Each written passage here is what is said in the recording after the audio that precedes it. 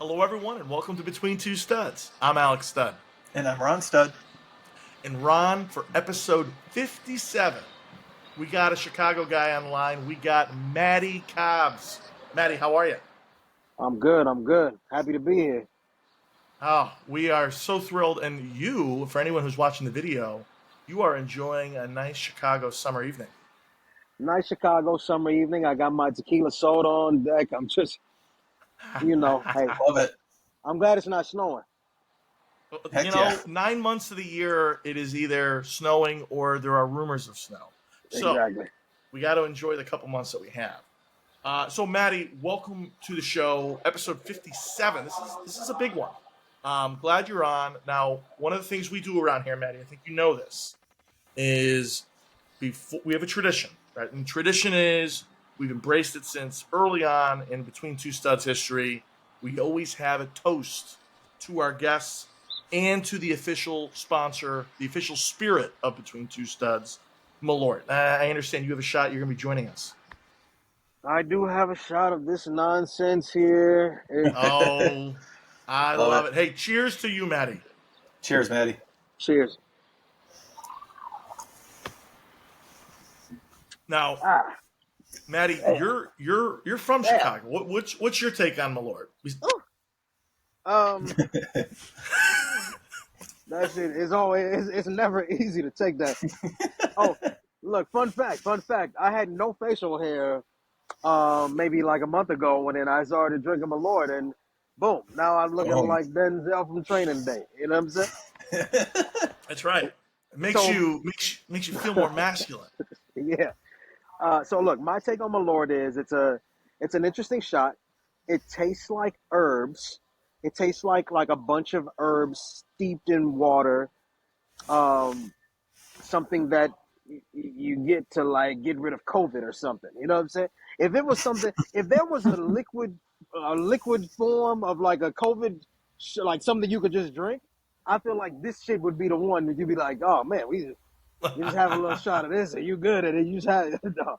Fuck Malort though. It's cool. But I love y'all. It's who was it? JP, I can't remember the JP, whoever the fuck.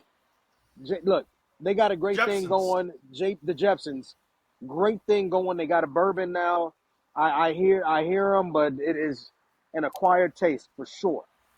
Well, or it's a way for people from Chicago to prank visitors by saying, hey, have a shot of this. You got to really hate somebody to give them that shit. No matter what your opinion on Malort is, I love it. Yeah. So, hey, Matty, so thrilled for you to be joining us tonight. Thank you. You and I only met a couple weeks ago, so I'm so glad to get you on the show. I know when I first got introduced to you basically, I don't know if it was you or somebody else. They were like, he is dog dad. I'm like, dog dad? What does that even? I mean, in the context, you have a dog, you love him. He's you're his dad, but like, what does that mean to you? Let's get into this. Yeah. So, look, my dog's name, number one, his name is Lieutenant. He's a German Shepherd. He's 2 years old. He's an amazing, amazing boy. I take this dog dad thing very seriously because when I got him, I was thinking about starting a family, and I'm like, okay, if I'm thinking about starting a family, I'm going to start with this little thing that I have to take care of. Cats are awesome. Birds, turtles, all of that. I've had all of those growing up. But in general, I'm like, as a grown man, let me get this dog and let me raise him from scratch.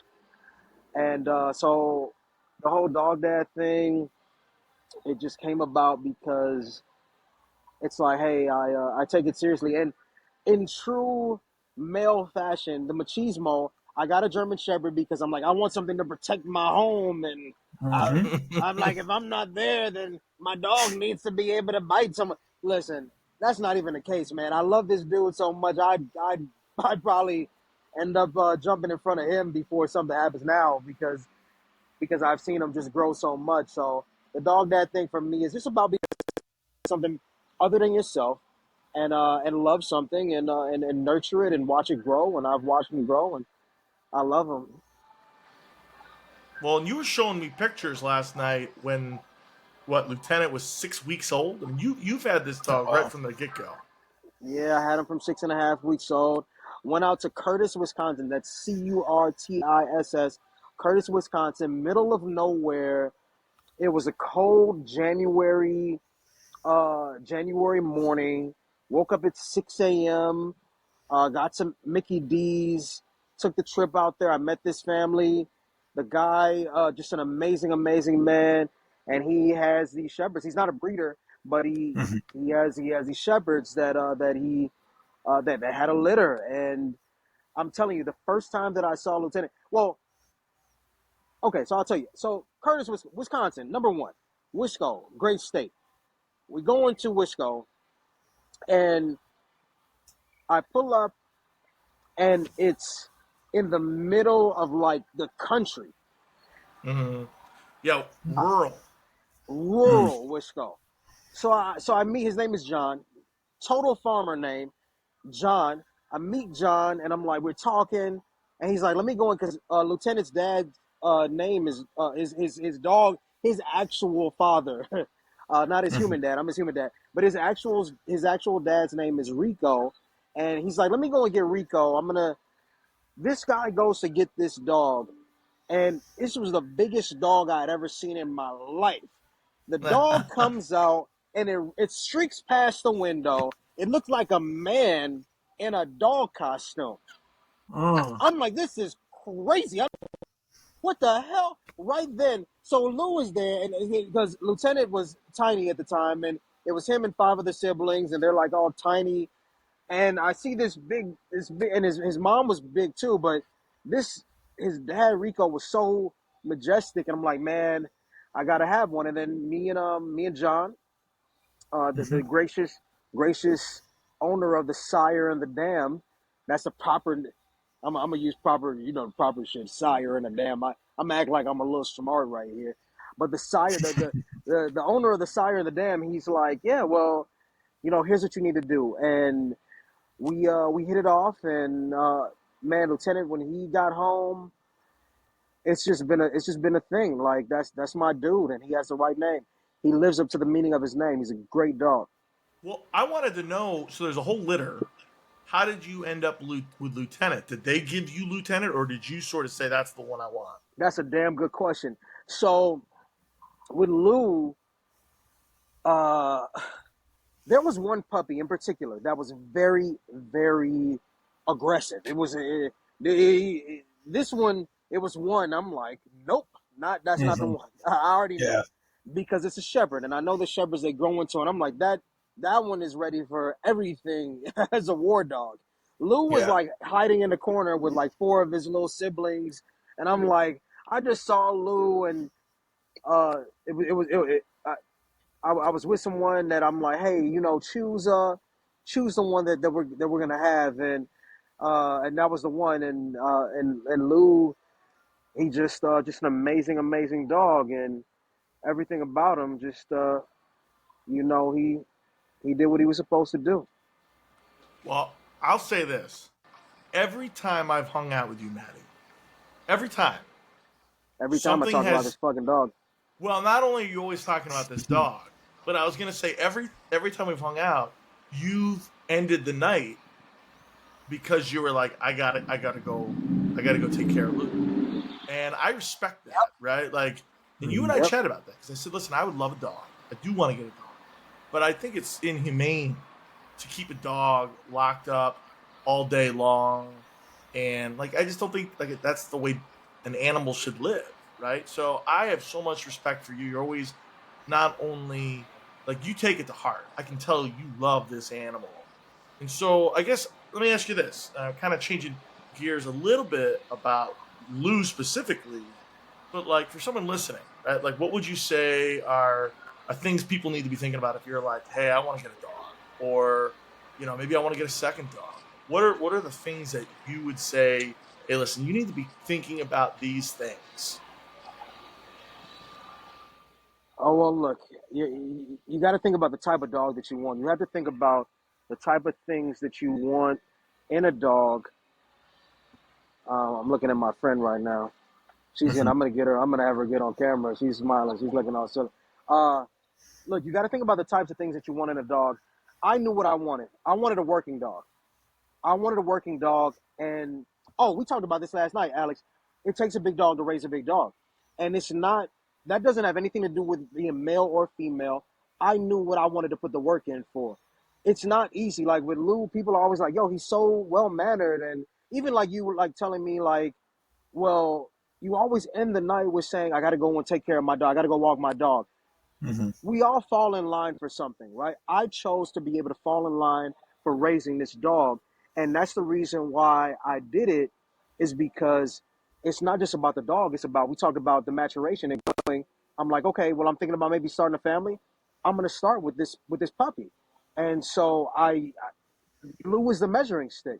The measuring stick for me as a man, if I can make sure that he lives, he's not a Mm-hmm. goldfish, I can't just, he doesn't swim around in a bowl.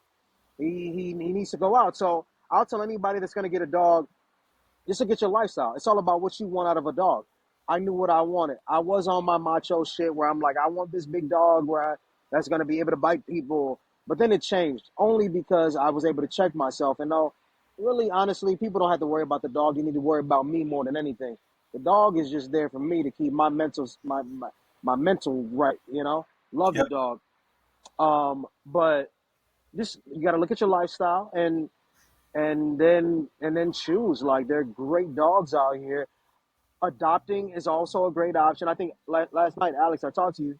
I'm thinking about like fostering a dog Mm-hmm. just to get Lou in tune with other dogs in the house, because he is kind of possessive over me in general, just because he loves me a lot. But I'm gonna foster a dog, and we're gonna do that. Get him in tune. But anybody that's thinking about getting a dog, look, people make time for things they want to make time for.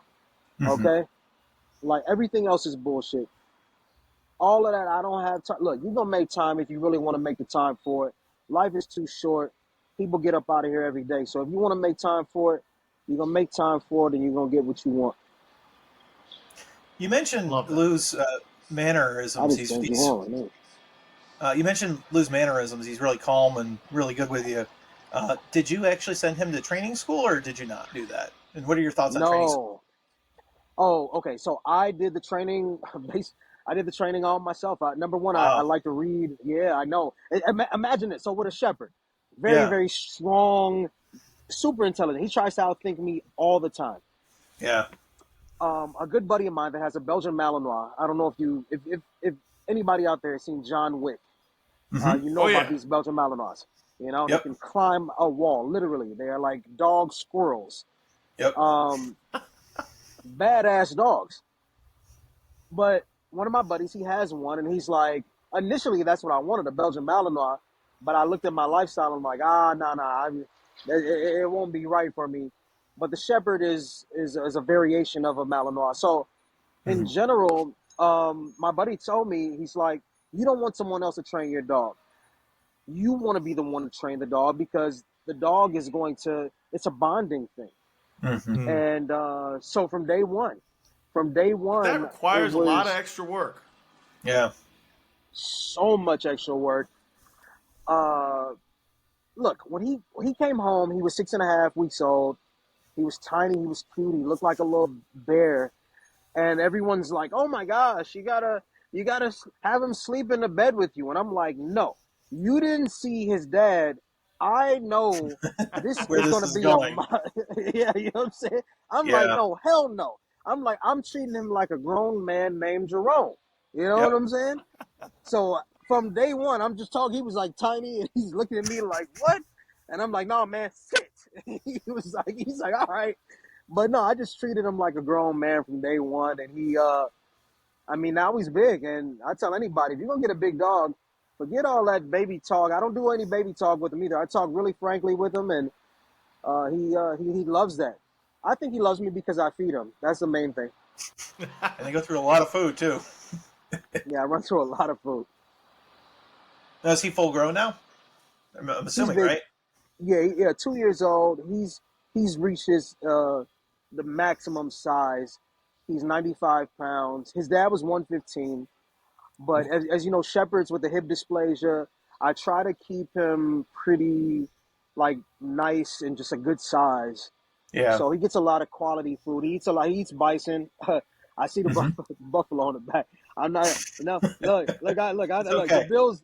The Bills. No, he eats bison. It's a He good eats a A lot burger. of protein in that. Don't worry. Hmm. it's a lot of lean protein. He'll eat bison. He'll eat ground, but he eats what I eat a lot of times. And then he has his freeze dried kibble.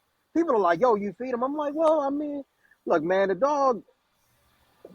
Hey, I want him to live a good life, so he eats Yeah. pretty good." Yeah. Well, and you think about like a German Shepherd, what they were originally meant for. They were farm animals that were doing some real grueling work. I mean, you needed to give them high quality food so they could sustain the work that they were expected to do in the fields. Herding dogs. Yeah. He's a herding dog, herding breed. Every now and then I catch him trying to herd me. He'll do this thing. He'll run in a circle around me and try to get me to go where. It's a very interesting thing. It's funny when he just kicks it. And and he's great around small kids. Like with small kids, he'll like nudge them. And a couple of my buddies have tiny kids, and he'll like nudge the kids. Whether it is it's interesting to see that this dog it's just in him to do this, and Yeah. I mean it's beautiful. He's a lovely dog, man. I love that dude. And not to take away anything from Lou either, but I know like how some people kind of view certain breeds of dogs are much better with kids versus others. What are your thoughts on that? Is that purely just based on the trainer and the family or the way that they're brought up, or do you think that really has to do with the breed itself? That's a damn good question. Look, the dog is a reflection of the owner. Mm. I got the type of dog that I got because I know I know my personality. I got that for that reason. Hmm. My short list once again was the Belgian Malinois, the Dutch Shepherd, and the German Shepherd. When we talk about people raising these dogs, people want a cool dog. I'm not going to shy away from the fact that I wanted a badass dog, and I'm like, okay, well, let me get Hmm. this big dog. I want something that'll fuck something up. No, that's Yep. not what it's about. I was able to check myself. Hmm. Accountability is important. Being able to check yourself and understand what you really want it for. It's just a family dog. It all goes back to the owner. I would tell anybody with small children, if you're gonna get a working breed or any type of larger dog, get it when it's young, and Hmm. especially around kids. Get it when it's young. Let the kids, tug on its ears. But you also have to know what you're getting into because shepherds are mouthy. He likes to feel things with his mouth. He doesn't bite, but he'll lick a lot and he'll like just put his mouth on things. And he doesn't understand that his teeth are huge. Yeah. And Yeah. and if it's a kid getting like just a little nibble from a dog is gonna freak out. Yeah. So and you got to think about it. So there's that, and then also it doesn't really matter. Like, look, cats bite, cats Hmm. scratch. Doesn't matter what you get. Like in general, you get the animal that you want, Well, I was but you just have gonna to do say your this goes back to what you just said, right? The animal reflects the owner. Yep. the, the animal reflects the owner. It is what it is. So you take your time with the animal and you treat them like family. But then also, here's another a very important thing that people need to understand. Like, I love Lou, but it's a dog. He's a dog, Hmm. and it takes a big dog to raise a big dog thing. It comes from the fact that, and I know women. I had a college professor. I was telling Alex this last night. I think I told you this, Alex. Uh, a graduate school professor. She had an American Bulldog. She's 5 feet tall, like 103 pounds. This lady. Hmm. The dog was huge, and she's a big dog in my eyes because she was able to wrangle this thing. She had the personality to keep this dog in check. Right. Hmm. So it's not about anything other than person. It's what you know you're capable of, and Hmm. it's fine. I've been joking with friends. I'm like, maybe one day I might get a Yorkshire. I like Yorkshires. I think that they're Mhm. kind of cool. You Yeah. know what I'm Yeah. saying? I like, so it's not all about big dogs. It's just you put the time in, and you have to train these dogs too. Even if it's a Yorkshire, you cannot train a Yorkshire, and the Yorkshire will walk around your house like it owns the house. Hmm. So you have to train all these animals because it just is what it is. So it's a test of will and what you're able to do. You know. Yeah, yeah. I think that's such a powerful reminder for everybody. These are not just cuddly creatures that you're supposed to enjoy when you want on your terms. There's real Hmm. responsibility to it. That said, Maddie, as much as I know we could talk about dogs and your dog Lou for hours, there's a lot I want to talk about that Ron and I want to talk to you about because you have a very interesting life. It's my Yeah, we got real. understanding. It's my understanding that you spent time as a 911 operator in Chicago, which I don't, I mean, outside of the movies, outside of the TV shows, thankfully, I've never been in a situation where I actually had to have a serious emergency conversation with 911. So tell us what that experience is like. Like, seriously, paint the picture. Like, I don't even know where you're at. Are you at a police station? Are you at a completely separate location? Like, how did you even get into this role? Like, paint that image for us. The name of the building in Chicago is called the Office of Emergency Management and Communication. So it's the OEMC. Hmm. Um, great people there. A lot of great police officers, firefighters, first responders. A lot of great people that work in that building. Um, I got into it because I have family that's CPD, that's Illinois State Police, military, just all of that. I did what I needed to do to be able to put myself in position for it. I I'll say this: that was one of the most stressful jobs that Mm. I've ever had in my life, and and to match, I was finishing my master's degree at Northeastern Illinois University. I didn't even talk to you about this here, Alex, beforehand, but here's the thing: I would finish at Northeastern Illinois University. I would finish my classes at 7:30. I would drive to the OEMC, the Office of Emergency Management and Communication, which is on the west side of Chicago. 7:30. I get to work at 8:45, 9. I had a great sergeant that was cool. It's a police hierarchy, so I had a sergeant and a lieutenant. But Hmm. my sergeant was amazing. She's like, no, school first. I Hmm. would come in at 9 p.m. I would work from 9 p.m. to 6 a.m. Wow. while Wow. finishing a master's degree.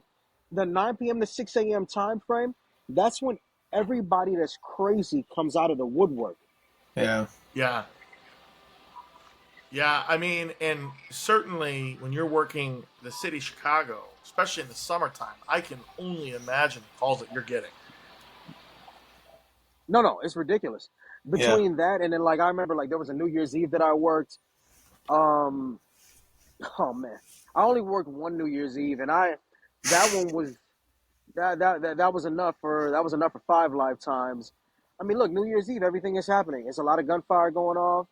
It's a lot of it's, it's a Fireworks lot of that people think are guns. fireworks that people think are guns. Here's the biggest thing with the 911 department: domestic violence. Hmm. That's huge. Really? People are yes. Oh my So, gosh. so let me And ask you this, like, Maddie, not to interrupt, but like, did this job make you change like your opinion of humanity? Were you like, wow, humans are terrible? Like, what did you walk away from it? think about this, Alex. Think about the way we met. We met real organic situation. Yeah, It was good. I mean, I got a great personality. I sound like a douche when I say I got a great you personality. do though. No, You're very. I mean, it's incredibly how social you are, and I I say know, that but it as a sounds pretty funny. social guy It myself. sounds horrible. It sounds horrible when I say it like that. But no, I believe that I believe that I'm kind of cool. I don't know. So it didn't change the way that I look at people. What I will say is it made me. I'm very protective over the things that I love and the things that I hold dear. I have ADT at home. I Hmm. got a dog, dog because I'm like, I got, you know what I'm saying? I got the dog. I'm like, I have multiple layers of security because I'm trying to make sure that I get home safe. And even when I'm home, I want to make sure that everything is tight. I just know that, look, 911 can only be there. The average call time might be like 60 to 120 seconds. When you really need help, that's going to seem like a lifetime. Yeah. You can be like, oh my gosh, 120 seconds. That's not that long. But at the same time, when you need help, it's going to seem like forever. So I tell my friends and family and close ones and people that I love and care for, I'm like, hey, have a contingency plan. You have to know, you got to know if it hits the fan. If it hits the fan plan, essentially, because it will. It's not if it will, it's going to happen to all of us. It's varying degrees. You know, you have like, low key things and then you have like high key things. But it's going to hit the fan, and you got to be able to shift in the mode because that when you need help, it's going to seem like forever when they're coming. But it just is what it is. Well, so Yeah. Matty, walk us through a situation like, because I remember as a kid, you're always hearing like, oh, well, when you call, they know where you are, and I'm like, what? Okay, maybe if it's on a landline, but like there's a lot I don't understand. Like, so when I'm talking to you for 2 minutes, I'm just saying, is it possible during that 2 minutes, like it's already been dispatched to the local fire or police, and they're already on their way? Like, how does this all work? There's triangulation, but it's not as accurate. What people have to understand, it's not like the movies where it's like, oh, I called. They know exactly where I'm at. They know what apartment I'm in. I just called 911. They know that I'm in apartment 3B. No. Look, if you get on the phone with 911, that's another thing. You have to try to get as much pertinent information as possible to the dispatcher, to the call taker as possible, because it is going to be, it's an ordeal. It's an ordeal because the call comes to a call taker. The call taker is taking the information. Call taker then transfers it to the dispatch. The CFD, Chicago Fire Department, and CPD, Chicago Police Department, they're all within the same building. So all these dispatches are coming through the same place. Like I say, these are some of the most hardworking people like ever. Like, that was one of the most character building, and I still have great friends that work there that are amazing. Yeah, no, I it's hard to really put into words the things that people need to be able to be prepared for. But look, just I tell anybody, if you stay ready, you don't have to get ready. Damn, that sounds like a line of bullshit, don't it? I'm like, if you stay ready, you got to get ready. Well, so Matty, I do have a question for you, though. I mean, I have to imagine one of the hard parts about that job is how often are people actually calling coherent? And it could be one or two ways, right? Where I'm just so panicked that something has happened. Words, versus I'm so drunk or so out of it, right? People, oh man, if we're talking about coherent, yeah, sometimes you have to shift through the things that people say. Like, Yeah. it's going to be pieces of situations. Man, there was this one situation in particular. It was a shooting going on, and it was like right next door to the person, and they were like, oh my gosh. Look, you can't, no, it's not normal to be calm in a situation when everything is hitting the fan. Right. That's not a normal thing. So, respectably, with all respect to anybody that's ever been in a crazy ass situation, no, you're gonna be going through it. You're not gonna be giving all the information. Right. And so once again, that's why I say the people at OEMC, amazing. Shout out OEMC, shout out CPD, CFD, because the people there are so in tune. You pick out keywords. Boom. Okay, where are you at?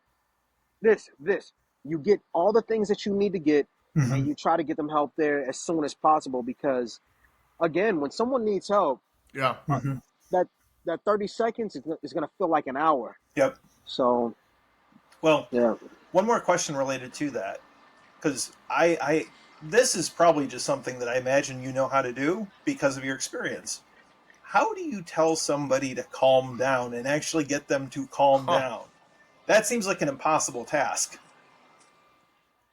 There was a golden rule: you never tell somebody that needs help calm down.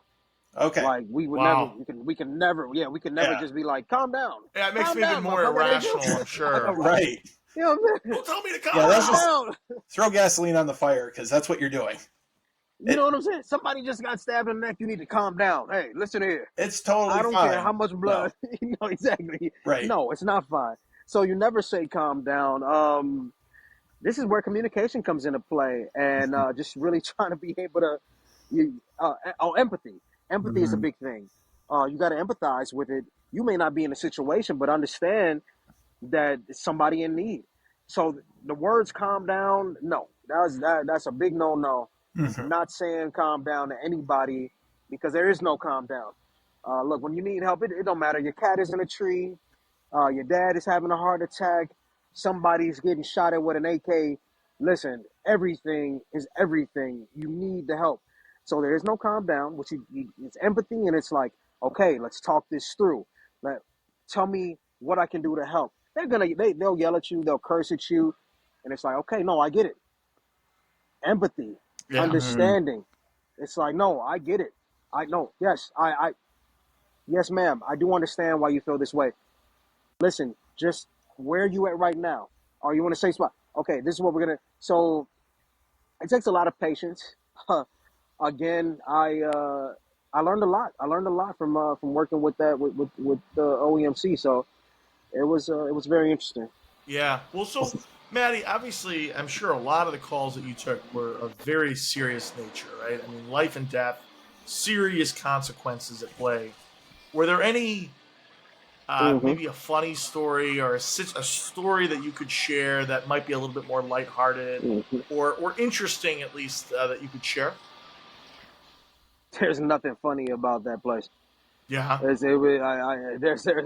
There's nothing funny. I'll just say it's a lot of hardworking people there. No real funny stories.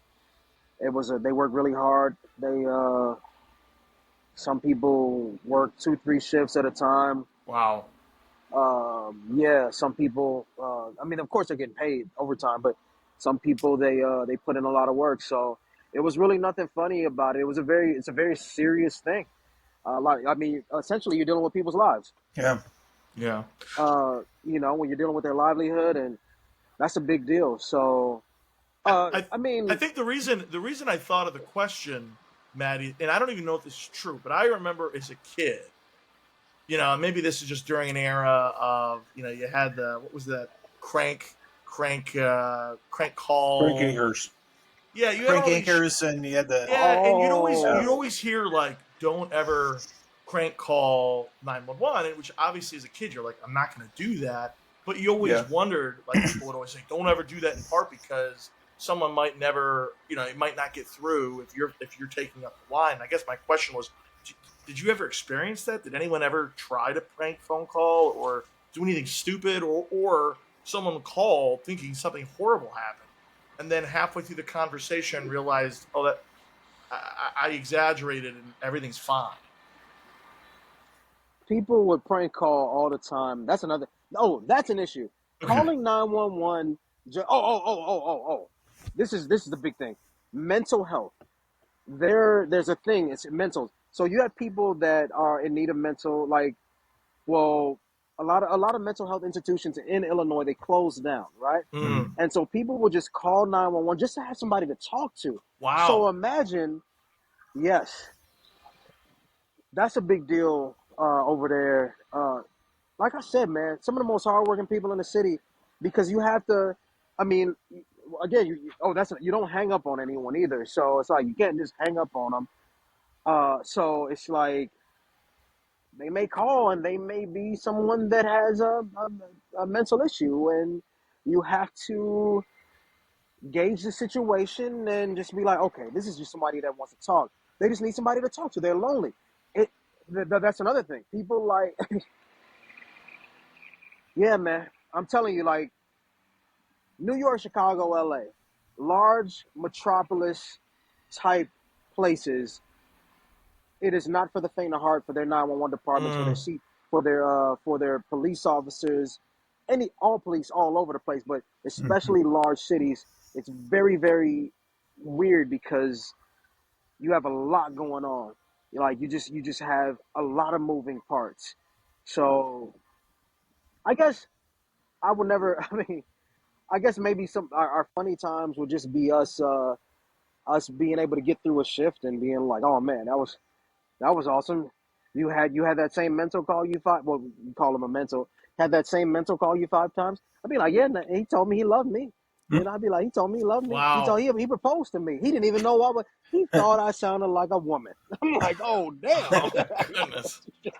Yeah. I'm like, oh shit. Whatever woman you know that sound like me, she had to be pretty to the motherfucker. Oh my goodness. So one last question, because I know we're going to be going to break shortly. Well, this is more of a PSA, actually. Really, I've learned one thing too, and you let me know if I'm wrong on this. If you accidentally call 911, which I have, because one of the nice parts about a lot of corporate places I work, you have to dial 9 to dial out, and if you accidentally hit 911, if you do, don't disconnect. Stay on. Say, hey, Matty, I'm sorry. I did call you accidentally. I'm safe. I'm okay.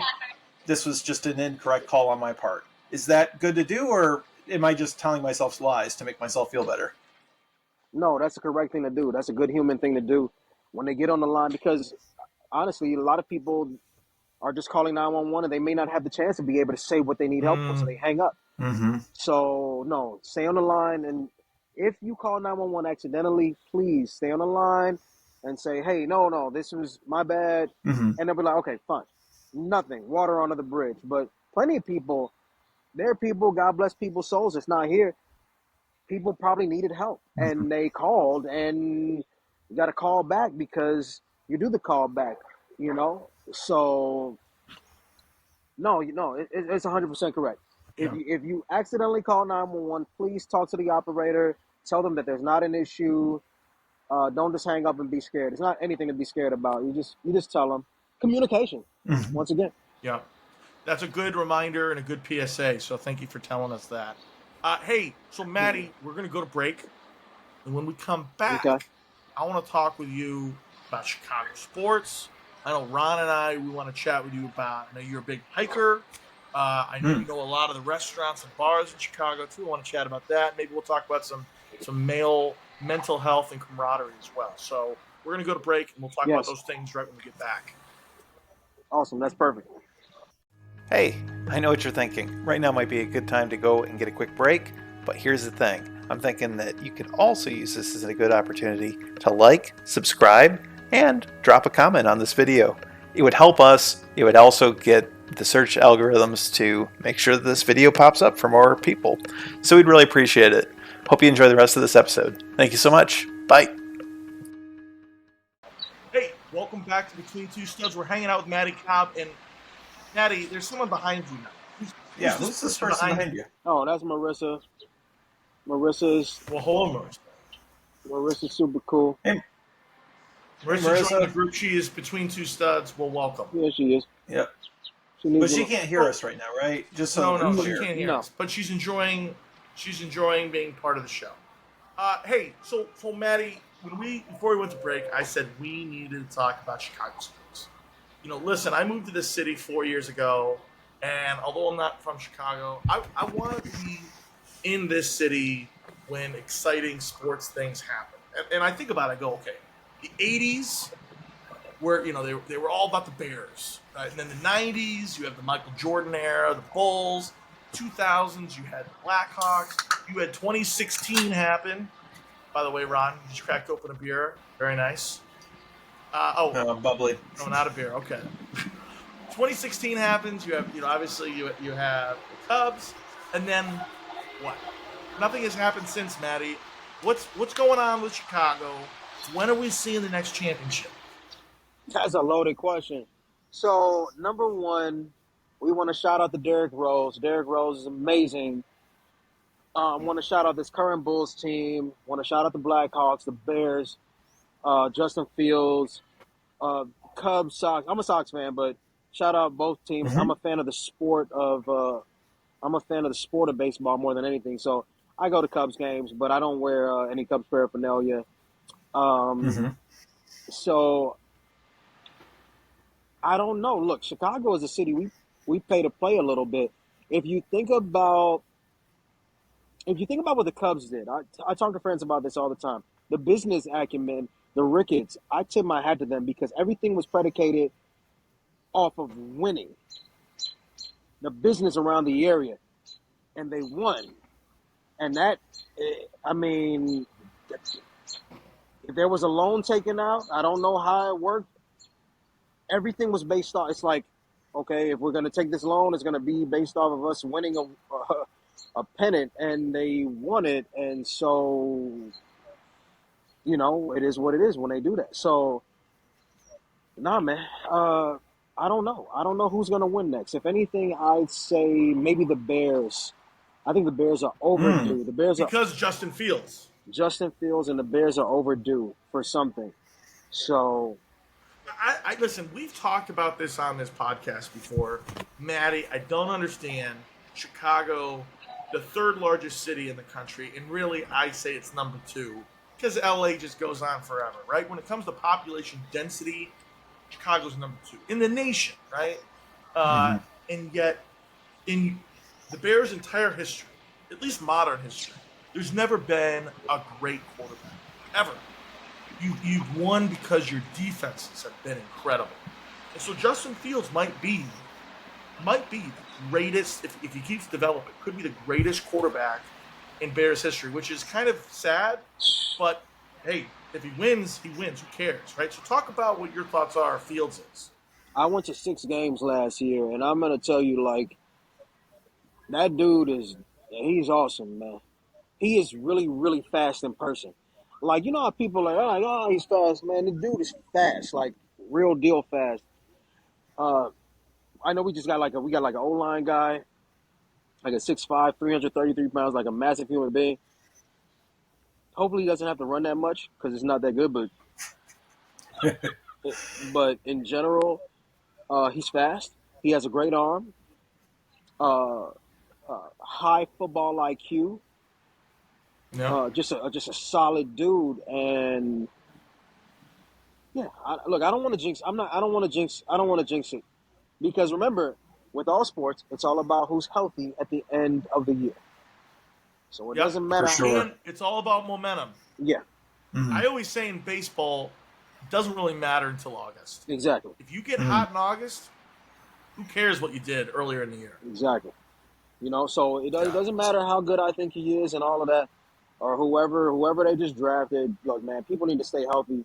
Football is unforgiving. You get beat up left. I played rugby, and a little bit of like little bit of football before, but that was just like high school stuff. But in general, no, man. Football is unforgiving. You get beat up. Nobody's ever uninjured. People are playing with broken everythings. It just Right? Oh, yeah. Well, and you find out a lot of times after the season. All of a sudden you find out, oh, well, actually Josh Allen was playing with an elbow tear all season, right? Or since week 4 or whatever. Yeah. Right? Right. You're like, wow. You know, you just had to play through it. But what's interesting, Matty, is, I mean, listen, I think Justin Fields is the real deal, too. I do. But the way the NFL works now is because the quarterback contracts are so massive, you have to win a Super Bowl while they're still on their rookie contract. Or you have to have the quarterback, once they get their big contract, basically have to carry the team on their back, which is kind of like what Patrick Mahomes does. But like your alternative is, listen, you have the cap before you give your quarterback all the money. You have the cap space to rely on your defense and your offensive line, and then if you have that great quarterback on the rookie contract, wow, you can win a Super Bowl. And so Fields just finished year 2, right? So he's got 2 more years on his rookie contract, and then you can do a 5th year add-on, right? Which I'm sure they'll do. So really, the window for the Bears is the next 3 years. Do you agree with that statement? Um, yeah. Damn, I just used a crazy filler word. I hate using. Is like the worst filler word ever. No, but I mean, listen, it's worth an right? Yeah, These are serious Yeah. conversations yeah. in the world of sports. I would say that. Yeah, we gotta win. We gotta win in the next three. Let's keep it sexy. Let's say 36 months. I like to Yeah. let's put it in months. We gotta win in the next Yeah. 36 months because yeah, I mean, once you're paying Fields $50 million a year, and like, hey, no criticism. Like, listen, if you're an elite quarterback, you deserve what you make. But all of a Right. sudden, now you can't afford yeah. that wide receiver or that offensive lineman, right, or that defensive end. So, what do? Unless you're a Tom Brady, which I hate Tom Brady, but he took pay cuts, In order to make it so happen. he could allow the rest of his And look, team to get paid. any quarterback that's going to be great. I know I see the Buffalo Bills flag in the back. I already know. I'm sure that may not feel the best about like you may not feel Tom. Tom is Tom. Tom is the greatest quarterback that we've ever seen. He's a goat for a reason. And we won't Doesn't deny mean I that. like him, but he's a That goat. doesn't mean I like exactly. He's the I'll one. admit he's the best, but I didn't like him. But he was smart. Yeah. He knew that. Listen, yeah, could he make an extra $5-10 million a year? Sure, but Yep. he cemented his legacy, which is worth more than that could ever be. Because his And with that too, I give him credit for going down to Tampa Bay. He really answered definitively. Was it the coaching, or Oh, yeah. was it himself? He And answered think, it. I think at least me, being Yeah. an AFC East guy, Matty, I said, oh, this was all Belichick. I said he's going to go down to Tampa Bay and he's going to be mediocre, and Nope. it's going to show that it was more Belichick than it was Tom Brady. And you know what? I think it's proved the opposite. I think it has actually tainted Belichick's legacy a little bit. I mean, he's still a Hall of Famer, but his Yeah. legacy has been tainted a little bit because people are saying, well, what have you done since Tom? What have you done? Well, that's what Tom wanted to do when he left. Is he wanted to show it's not about dude, it's about me. Tom, they're gonna teach college courses on this guy, decades from now. His mentality, being drafted dead last. Dude is a legend. It just is what it is. You don't gotta like him, but you gotta respect the game. Like I said, I'm a Sox fan, but I respect the fact that the Cubs, the business plan, it paid off. They won the World Series. Great, great, great. Hey, man, great business, just great. Same thing with Tom. Tom is a monster, man. He could be the president of the United States if he wanted to. Like, he just could. Oh, yeah. I believe Tom Brady set just himself up where he could be anything he wants. And that's what I mean, where by taking less money now while he was playing, he cemented his legacy so he could be anything he wants, right? I mean, at the end of the day, yeah, you could be someone who's worth $300 million. Great. But he's worth, let's say, $200 million. I'm making this up. But he has how many championship rings? 6? 7? Seven. Yeah. It's crazy. And How many everyone records knows has he broken? And every how one has of them. All of them. how many years is it going to take for anybody to break any of these records? It'll never happen Right. unless you fundamentally change the game, right? But- like maybe if you added like an extra 4 games to the regular season or Add something. a Right. pitch, add a pitch clock like with baseball with this nonsense they got with this pitch clock thing. It's crazy. We were talking about that during the break, but yeah, I mean, it's something though where I think as a QB there is a lot of pressure right now to say I'm the highest paid QB in the league, and there is It's a an certain ego level of thing. for sure. But Yeah. the It's not even question about is, the money. It's not about the money. It's cementing yourself as the best quarterback, and the Right. best quarterback has to make the most money.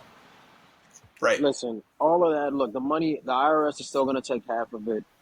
Yeah, It's still going to be whatever. You're still going to be a millionaire even when you break.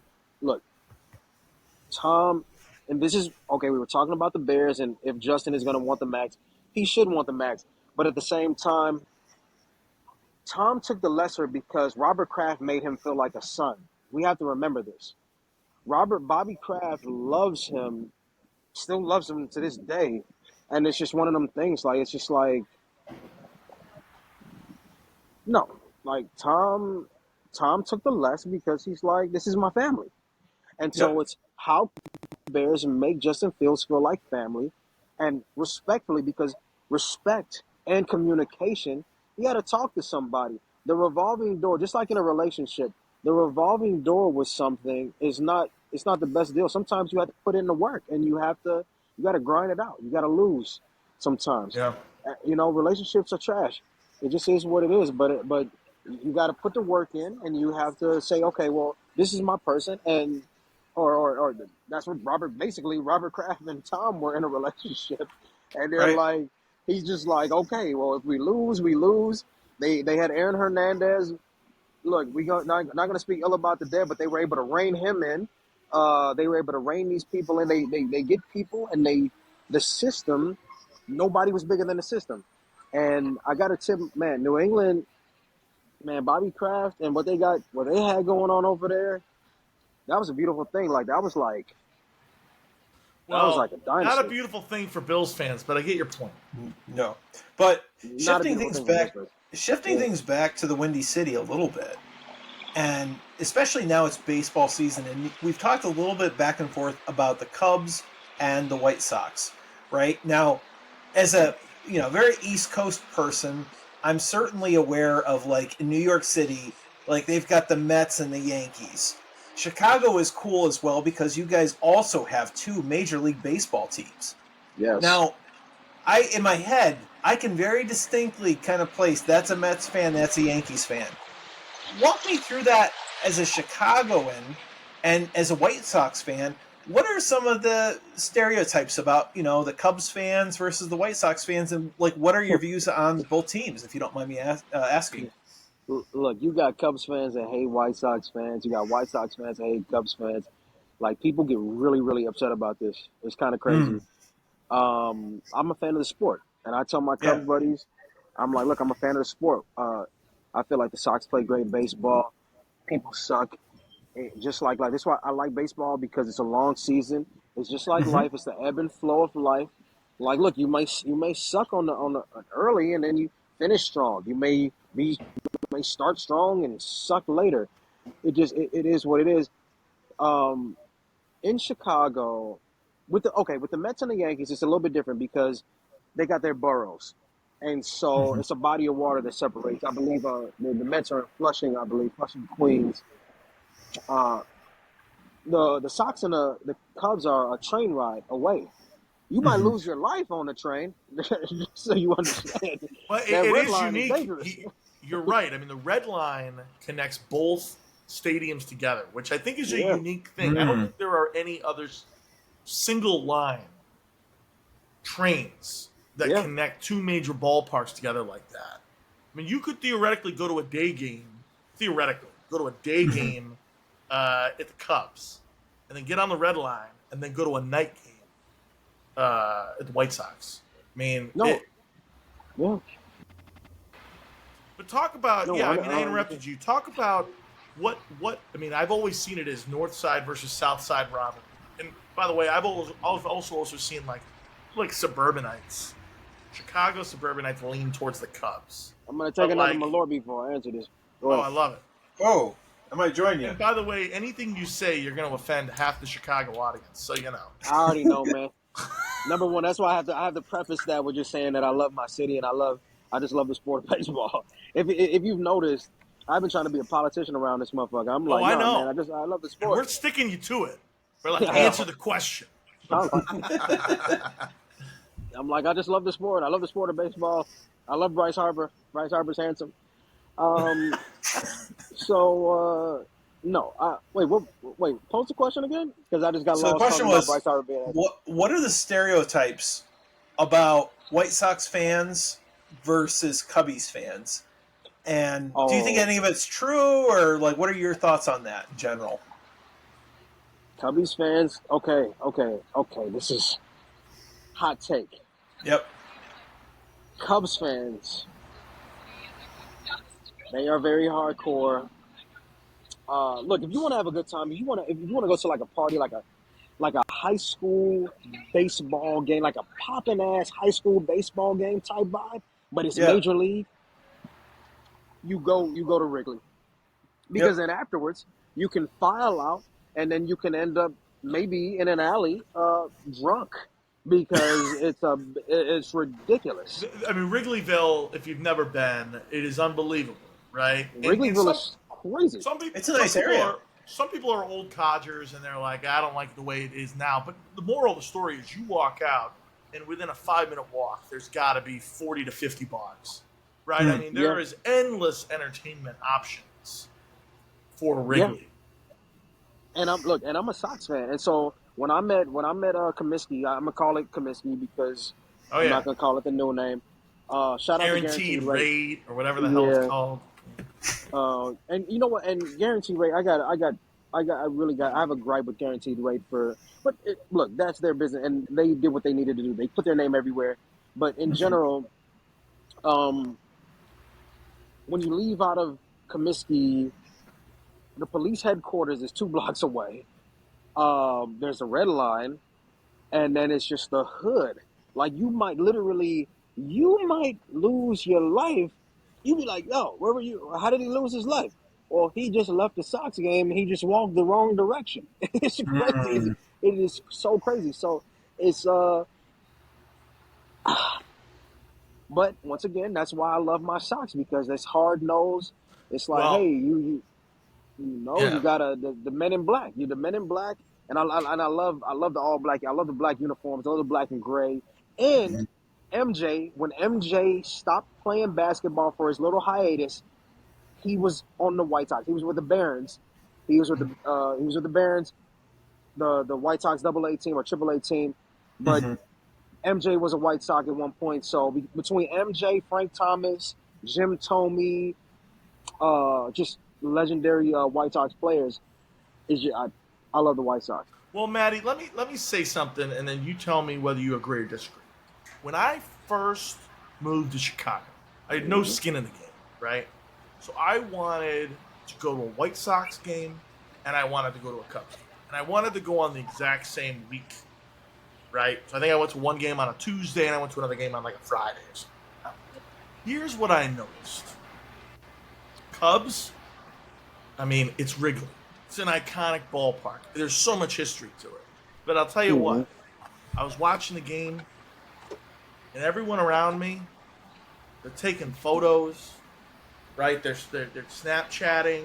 They're talking to I remember one girl, I kid you not, she asked me, she goes, how many innings are there? Like, she had no interest in the game except saying that she was at the game.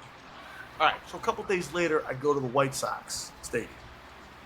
Guaranteed Rate, whatever. New Kaminsky, come on. And I got to say, not as flashy, not as historic, but I looked around, and the people who were in the ballpark were actually watching the game. And so to me, and I'll say this to anybody who's listening, I'll say this. I love Wrigleyville. I love how iconic that ballpark is. Yeah, but I think people who go to White Sox games are clearly interested in the game. Versus I feel like there are people who go to the Cubs games and it's more like, hey, I went to Wrigley Field, everybody. It's a little bit more of like a status symbol. What do you think of what I just said, Matty? You agree with that? You're 100% right. You're 100% right. Yeah. You never know, you may bump into at a Wrigley, and you never know, you may bump into at a Comiskey Park game, but honestly though, like, Wrigley, you'll bump into, man, like, that's just one of those places, man. They might be filming a movie there. Like, like a lot of times, like, it's just one of those places where it's the C&B scene. And look, the energy there is amazing. And you're right, people are always on their phones. But it's always packed. Summertime baseball, it's always packed. The ivy, the bleachers, just everything about it is, it is baseball. But you're right though. When we go to a Sox game, we'll watch an actual game. Um, you might. I think the Sox. Not. I think the Sox do have better food at their stadium. It's man, they got pierogies. Oh, the Sox have pierogies. The Sox have Nice. pierogies. I like Yes, pierogies. Yeah. yes. The Sox have pierogies. They got Italian beef. They got man. The Sox got some great food. Yeah, and you could argue though that's because it's a newer stadium; they have newer amenities. But I get your point. Yeah, Yeah. yeah. So all right, Matty. Last sports question for you. Wait, I'm going to add one at the end. I have one at the end. We'll go back. Is it a But you baseball go on. question? It is baseball. Then ask your question first. All right. So you did mention the pitch clock, right? And that's a new rule this year. Well, I forget in which division. Is it National League or? No, it's both this year. It's both. So it's both this year. What are your thoughts on that? I know you said you didn't like it, but walk us through what that is for our listeners that aren't baseball fans, and what are your thoughts about it? They're just trying to speed the game along. I don't know if you guys have been anybody that's listening to this right now, watching this. The scores have been through the roof. 13, 15 run games. Yeah. It's insane. Look, everybody wants to score more. They want to keep the fans engaged, and I think the pitch clock it's a strategic, and I'm sure the people at the MLB, they're like, if they ever watch this, they're gonna be like, this motherfucker kind of knows what he's talking about. Yes, I get it. From a business standpoint, you want to speed the game up a little bit. You want to keep fans interested. Baseball is boring as fuck. Let's be honest. It just you have to you got to. I mean, it's only so long a pierogi is gonna keep you tied in before you're like, man, I gotta go. I'm going, man. Fuck these pierogies. I gotta go. I got some shit. I got a bad chick that's about to meet me on the other side of town. You know what I'm saying? About to say some shit like that. Yeah. No, it's like, yo, what are we doing? So on the business side, they just wanted to do that so that they could speed it up. And I feel like it's just a business move. Well, remember, we're talking about what I was gonna say billions. I believe MLB it's a trillion dollar thing. So they're doing what's best for business and keeping people in the seats and running these scores up. There's a game today, the Rockies and I was betting on. I'm on FanDuel. Yep. I was betting on the game today. It was like a 13-run game. I'm like, man, these scores are just so crazy. Why do you think that the scores are going out of control? Is it just because the pitchers don't have as much time to play the psychological games that they used to be able to play? That's exactly what it is. The pitching thing. Remember the duel, because you're able to stare somebody down. You're making them think. You're making them second guess. When somebody doesn't have to second guess, it's already hard enough to hit an 85-mile-per-hour ball. But when you really don't have to second guess yourself and you can just swing at it, like you don't hit it more often. But people second guess themselves, and that's the reason why a lot of people. It was a mental game. Randy Johnson, 6'6", throwing 103-mile-per-hour balls.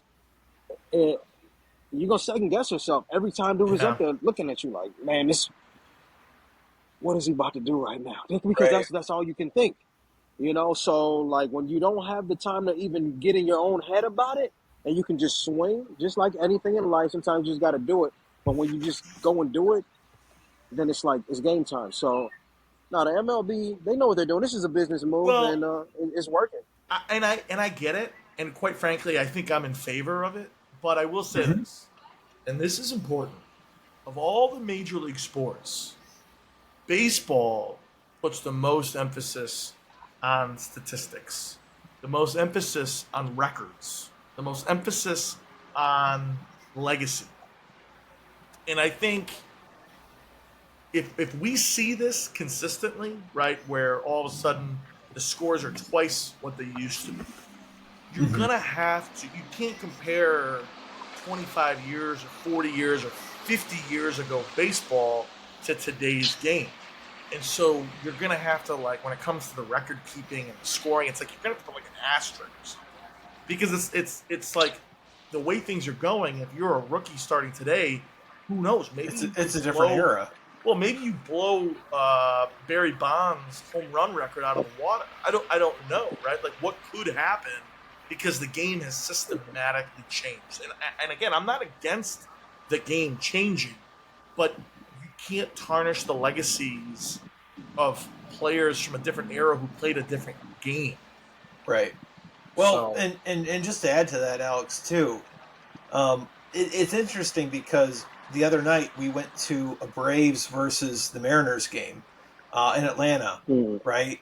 And I will say it was interesting because my wife, who is not a sports person, she doesn't even like watching the Bills play, mostly What? because my screaming and yelling. But that's another story. She absolutely loved watching the Braves game. And I think the pitch clock did have a big factor in with speeding up the game. It gets things through. But you're right, Alex. It does mess with history.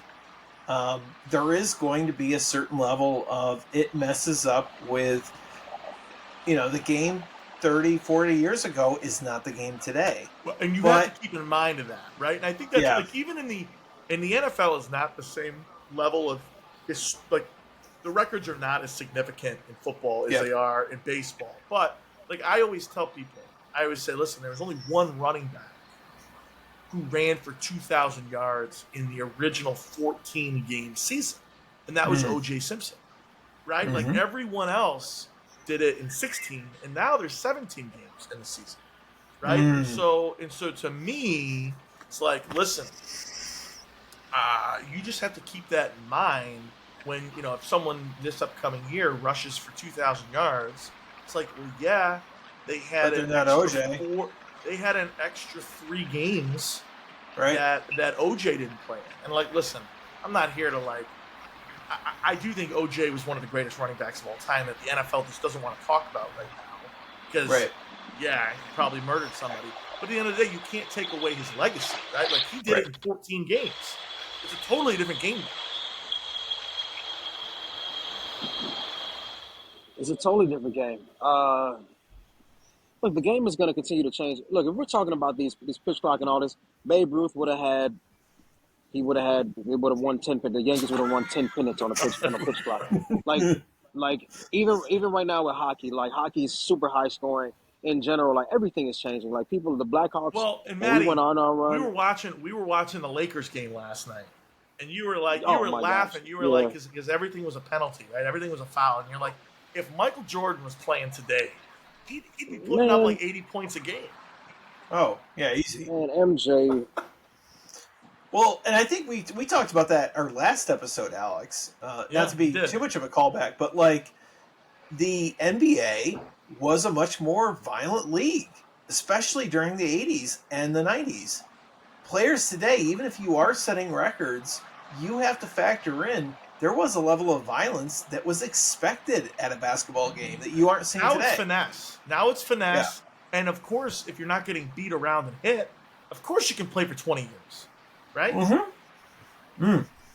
Yeah, that's true. Yeah, that's true. And people take better care of themselves. Look, LeBron takes great. I'm not a LeBron James fan in terms of the sport, but LeBron, he takes great care of himself. He does everything he needs to do. He has. I mean, I think about the legends go. They say that Babe Ruth before a game. Right before a 1:00 game, would down smoke a fucking cigarette. He would smoke 2 cigars. He would down 12 hot dogs, and he would drink like a half a bottle of liquor, right? And then he'd go out and play, right? And you're like, whiskey. What? Yeah, it was a different era. Hey, shout out to Babe Ruth, man. Babe Ruth was out there. Look, the people don't give Babe Ruth enough credit. Honestly, he was a badass because he didn't give a damn. He was out there hitting home runs because he was fucked up. That's the reason why. Shit, he was just wasted. Look, Babe Ruth was just wasted. He was just out there having a good time. He with the homies. Look, in general, like athletes nowadays take way better care of themselves. LeBron is the standard. He definitely is the standard. Yeah. You got to give it to dude. That's another dude. That dude is definitely Tom Brady too. Throw him into the mix. Yeah, definitely Tom because Tom did the vegan thing. Tom still looks like he's 25, and I think he's 49. But come on, Tom isn't is it like more no, Tom is fun? like 77. Isn't it more fun to think about the Babe Ruth guys, right? The guy who can eat Yes. 12 hot dogs and still go out for a home run. I will say this. One of my favorite quotes of all time, right? Not even sports related, just in general. My favorite quotes of all time is Babe Ruth was the first player in sports to make more money than the president of the United States. At that time, that was seen as crazy. There's an interview Was with it like him, $30,000? right, whatever it was, right? And they interviewed him, and they go, Babe, Babe Ruth, you're making more money than the president of the United States. How do you feel about that? His response was, well, I had a better year. Hey, he's got a point. Yeah. That's Babe Ruth. What are you gonna say? Yeah. Yeah, he probably that response. He probably was drunk when he said that shit. You know what I'm saying? He probably that's a drunk response to a motherfucker. Like, Yeah. You got to be like, next question, man. Don't ask me about the president, man. You trying to get me killed out here? No, seriously. No. I mean, look, MJ smoked cigars. Yeah. MJ smoked cigars. He gambled. He did what he did. But in general, no, these people, they got these new age athletes. They got their nutritionists. They got their chefs. They got everything going. So, and they're soft, honestly, and they're softer too, though. So it's something to be said for smoking a cigar Absolutely. and having some hot. Yeah, it's something to be said for that. Motherfucker's so soft. Everybody gets injured. Everybody's whiny. And I don't want to be a Monday morning quarterback and be like, oh, you should, because I'm not out there on the field. And I know any athlete will be like, motherfucker, you ain't out there with. No, I get it, but still, a lot of these athletes are stupid soft right now. A lot of people back in the day played banged like ridiculous injuries. Yeah. No, I don't. Yeah. Well, and that's exactly what our last guest actually said, because we actually brought up that whole case of, MJ versus LeBron, and we were basically talking about that. I mean, you think about the era, you think about the game at the time, and like you were saying, it's a much softer game now. You're not dealing with quite the crazy hardness that you were, and there is a certain level of, like you said, the athletes are taking care of themselves in a different way. But I mean, I don't think you can really take away from MJ's legacy at this point. No. I think Alex and we were talking about this last night. Mike is the one. He's the one. He's the number one. Yep.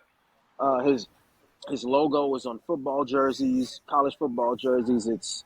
It's on current NBA jerseys. The shoe is what the shoe is. But MJ in general, we know he may not be the best person. No, but he's been an asshole. But it is what it is. Sometimes it takes it. Hey, it's a dog. He's a dog. He's a fucking dog. That's right. Right. It just, I mean, Hey, it is what it is. I have one last sports question. Speaking of people who might not be great people, and I'm going to get trashed for that, but I'm just going to say it. What are your thoughts as a Bears fan? What are your thoughts to the whole thing that happened with Aaron Rodgers? He is no longer in your division. The first time in 15 years, he's no longer in your division. The boogeyman, decade and a half. Boogeyman is gone. What do you think? How do you feel about the whole situation? He is now with the Jets. A-Raj, if I could have a conversation with A-Raj right now, I'd tell him, I'd be like, you're a bad motherfucker. He's one of the dopest quarterbacks we'll ever probably see. He's probably an asshole, more than likely in person. That's just it's a feeling. I don't it's a think feeling. people really get. It's all the peyote. It's a feeling. It's all the peyote. And ayahuasca. Yeah, it's probably that. Yeah. But I mean, I'm not gonna say you got to be an asshole to be great, but you really got to be wrapped up in yourself. And especially quarterbacks. He seems to be wrapped up in his especially a quarterback. You got to be wrapped up in yourself. It's got to be you. It's got to be about. And A-Raj loves himself, and I'm just glad he's up out of our division. I feel like New Yorkers are not going to be as kind to him as. Shout out to the great city of Green Bay. Green Bay is amazing, by the way, but Green Bay was very, very kind to him. New York is gonna tell him, like, if he sucks, they're gonna be like, yo, fuck you. Yeah. Like, all that shit, all that one Super Bowl shit, fuck you. No. New Yorkers are Hard. core, man. Like, so he better buckle up, because I'm not saying he can't suck, but Well, it, I'll say this, New Yorkers, Matty. I mean, so we're obviously Bills fans. We're in the AFC East, so we follow the AFC East yeah, closely. And Jets fans. When I talk to Jets fans, they're like, "This is the year." I'm like, "What do you mean?" They go, "This is the year. We're going to win it no, all." And they say, "We got the defense that we established this past year, and now we got the quarterback. We're going all the way." The expectations for the Jets are we Super have to high. win. And so I honestly feel like there are Jets fans that I've met who, if they don't win the AFC Championship, they're going to be disappointed. They're going Which to be is like, a bit ridiculous "No, it's because crazy. They didn't even make the playoffs this year." right. But Well, but I mean, the there's a expectations. oh yeah. Well, there's a few things to factor in. Number one, and I forget. I think it was Andrew that actually mentioned this. So Andrew Chisholm, a former guest of the show, Who who Matty has met. Matty has met. He mentioned to me, he's like, the Jets, as much as they tout their defense, right? How many injuries and how many players were off of defense last year because of injuries? And the answer is goose egg. So their defense is already a little bit overinflated. You're saying there were no injuries amongst their starting defense last year. That's what I've heard. Which of course, the odds of that repeating year over year is right is not injuries are crap. Not likely. As Matty said earlier. Right, and then on top of that too, yeah, you have Rodgers, but you look at one of the reasons why he left Green Bay was he was saying I didn't have the offensive weapons I needed. Well, he's got the same weapons that have come over to the Jets. So, I mean, I'm not saying that he can't do good in the AFC East, but I'm just saying you got to temper your expectations a little bit. The AFC East is no gimme. I mean, no. The Dolphins are looking good. The Bills obviously are good. Matty, final sports question. How do you think the Jets will finish this year? Are they going to be a perennial top AFC team? Are they going to be, they squeaked into the AFC wild card? Or are they going to be bad? It's okay. We're Bills fans, but you can be honest with us. That's a loaded question. I'm going to tell you, I don't know. I know Randall Cobb is going over there. Love Randall Cobb. Legendary dude. I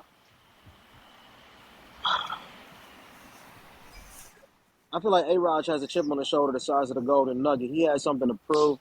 He is going to he's going to have some fun. He's going to have some fun. I will say this. I do think that Jets fans, they're definitely excited. They might be disappointed. They might be disappointed, but I think it's the first time in a while the Jets fans have been excited. Yeah. No, the Jets, look, the Jets stadium is going to be, if I'm Jets, I don't know who the owners are, but I tip my hat to them. Hey, the seats are going to be full. Mm-hmm. It's like, man, Aaron Rodgers, people are going to be coming to see them games. Got to see him. Because, number one, humans are funny. People love to see somebody fail, but then also they love to see somebody win. Yeah. It's like it's win-win. He either disappoints and it's exciting news. He either excels and it's exciting. It's the new story, right? Yeah. Right. So no, Aaron. This is for Aaron. He interesting cat, man. That's a very, very interesting dude. I'd love to hang out with him. I know. Like I said, I'm sure he's probably like he's a very, very, very, very cerebral person. He try to outthink you and try to talk you in circles and all that bullshit. But I'm sure minus all of that, like I'm sure he probably be interesting to hang out with. He probably would be. Well, listen, I hope you don't mind, Matty. We still have more to talk about. So what I want to do is I want to make this a three-parter. Right? Normally we do a front half and then we do a back half. Yes. I want to take another break. And then I want to finish the show. I want to talk a little bit about the restaurant, bar scene, the brewery scene in Chicago. And then I want to talk about some mental health issues as well. If you're down. Are you down? Yes. let's do that. Let's do it All right. So for what we're gonna sure. do is we're gonna go to break one more time. Then we're gonna come back. We're gonna finish the show with Matty Cobbs. We'll be right back, everybody. Hey everyone, Ron here, and I want to take a quick moment to thank you for being a listener. But one thing I'd ask, if you're able to do so, we'd greatly appreciate it if you could give us a review of our podcast, subscribe to our YouTube channel, or join our Discord server. We'd greatly appreciate it. And we'll be posting a link to our Discord server in today's episode. Thank you so much.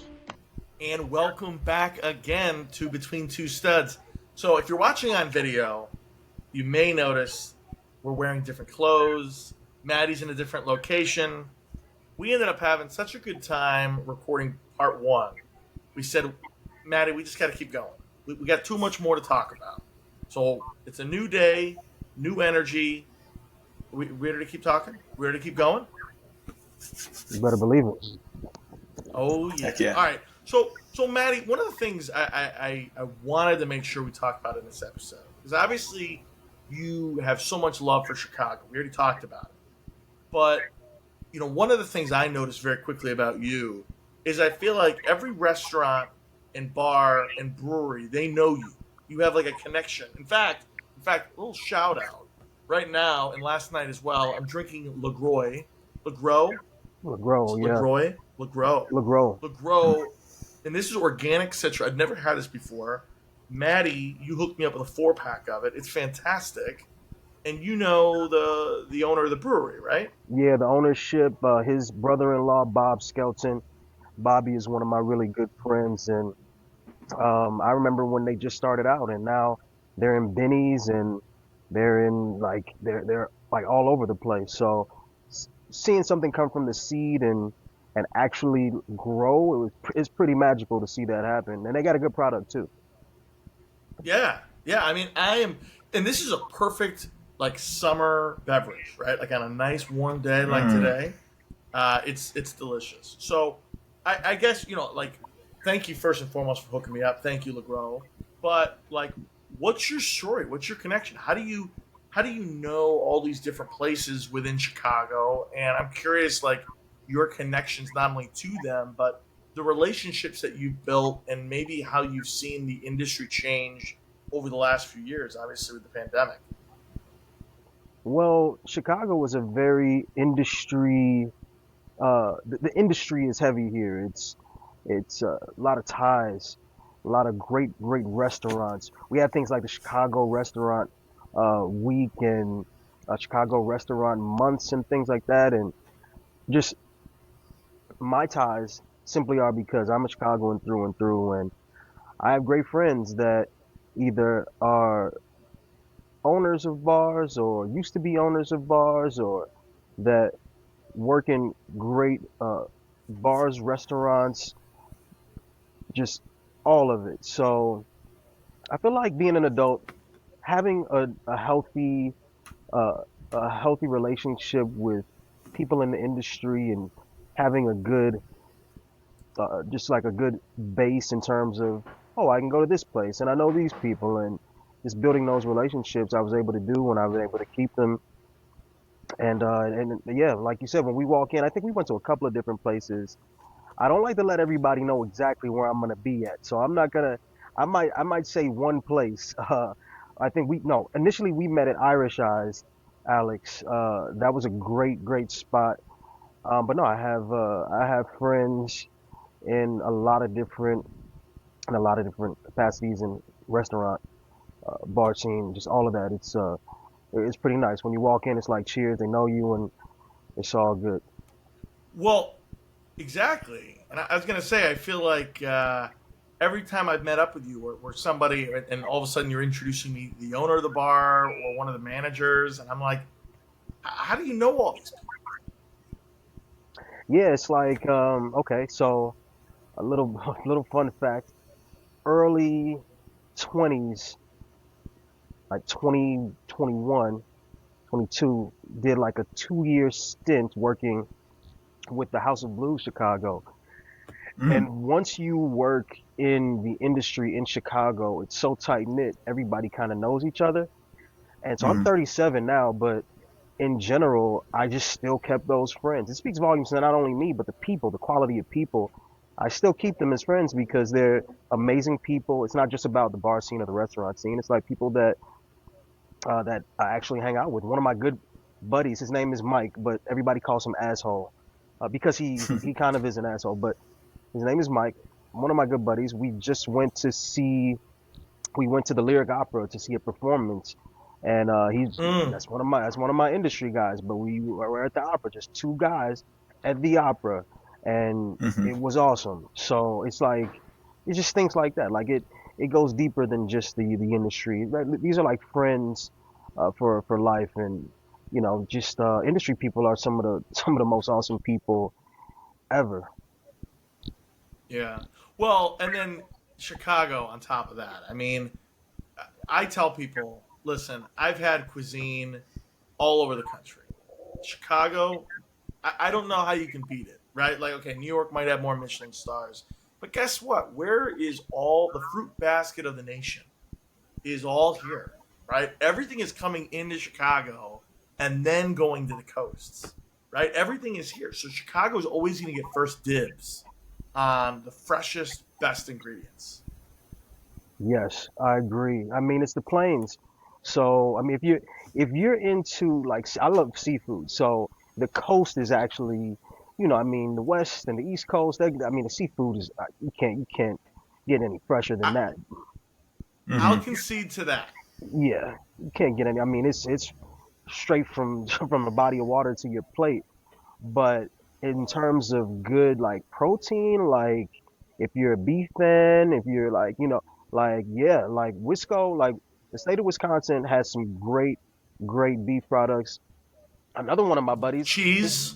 yeah, oh cheese, another one of my buddies, his family owns a like a farm, and they have like cattle. And I know one time he's like, "You want to go? Do you want half of a cow?" And I'm like, "What am I gonna do with half of a cow, man?" And he's like, "Oh," I'm like, he's like, You "You can better just get a deep second freeze it." Right. freezer. And Yeah, that's what he told me. He's like, two "Just or get a three. second fridge." And I'm like, "What?" I'm not. I'm like, I don't even want to think that I'm gonna eat a half a cow.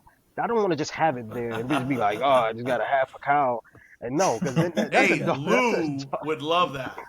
Lou would Lou love would a eat the half a half. cow. He would eat Yeah. that in a day. He would eat it in a day. So yeah, he would. But no, it's look, the Midwest is pretty awesome. Really really great food, like you said, and great people that that are behind these the great food as well. And do you feel like after now that we've kind of gone through the pandemic, are things fully back to where they were, or do you think things have changed significantly as a result? Oh man, that's a great question. Look, the pandemic is gonna that changed everything. I think that Hmm.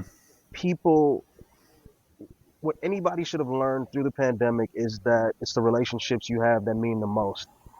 Um, and so, you know, in terms of because you're referencing like the restaurant scene, right? Is that what you're talking about? Right, right. So Yep, yeah, yep. if we're talking about the restaurant scene, you keep your relationships with your people if they do work in the industry, and then when you go back to these restaurants, just tip the staff accordingly. That's another thing. Tipping is a Hmm. hot topic. That's a hot button topic for people nowadays. People are like, oh, look, I mean, service industry, restaurant industry, bar, they work very hard, and they deserve to get their just due. So if you go out, if you do happen to go out, I tell anybody, just make sure you tip them right.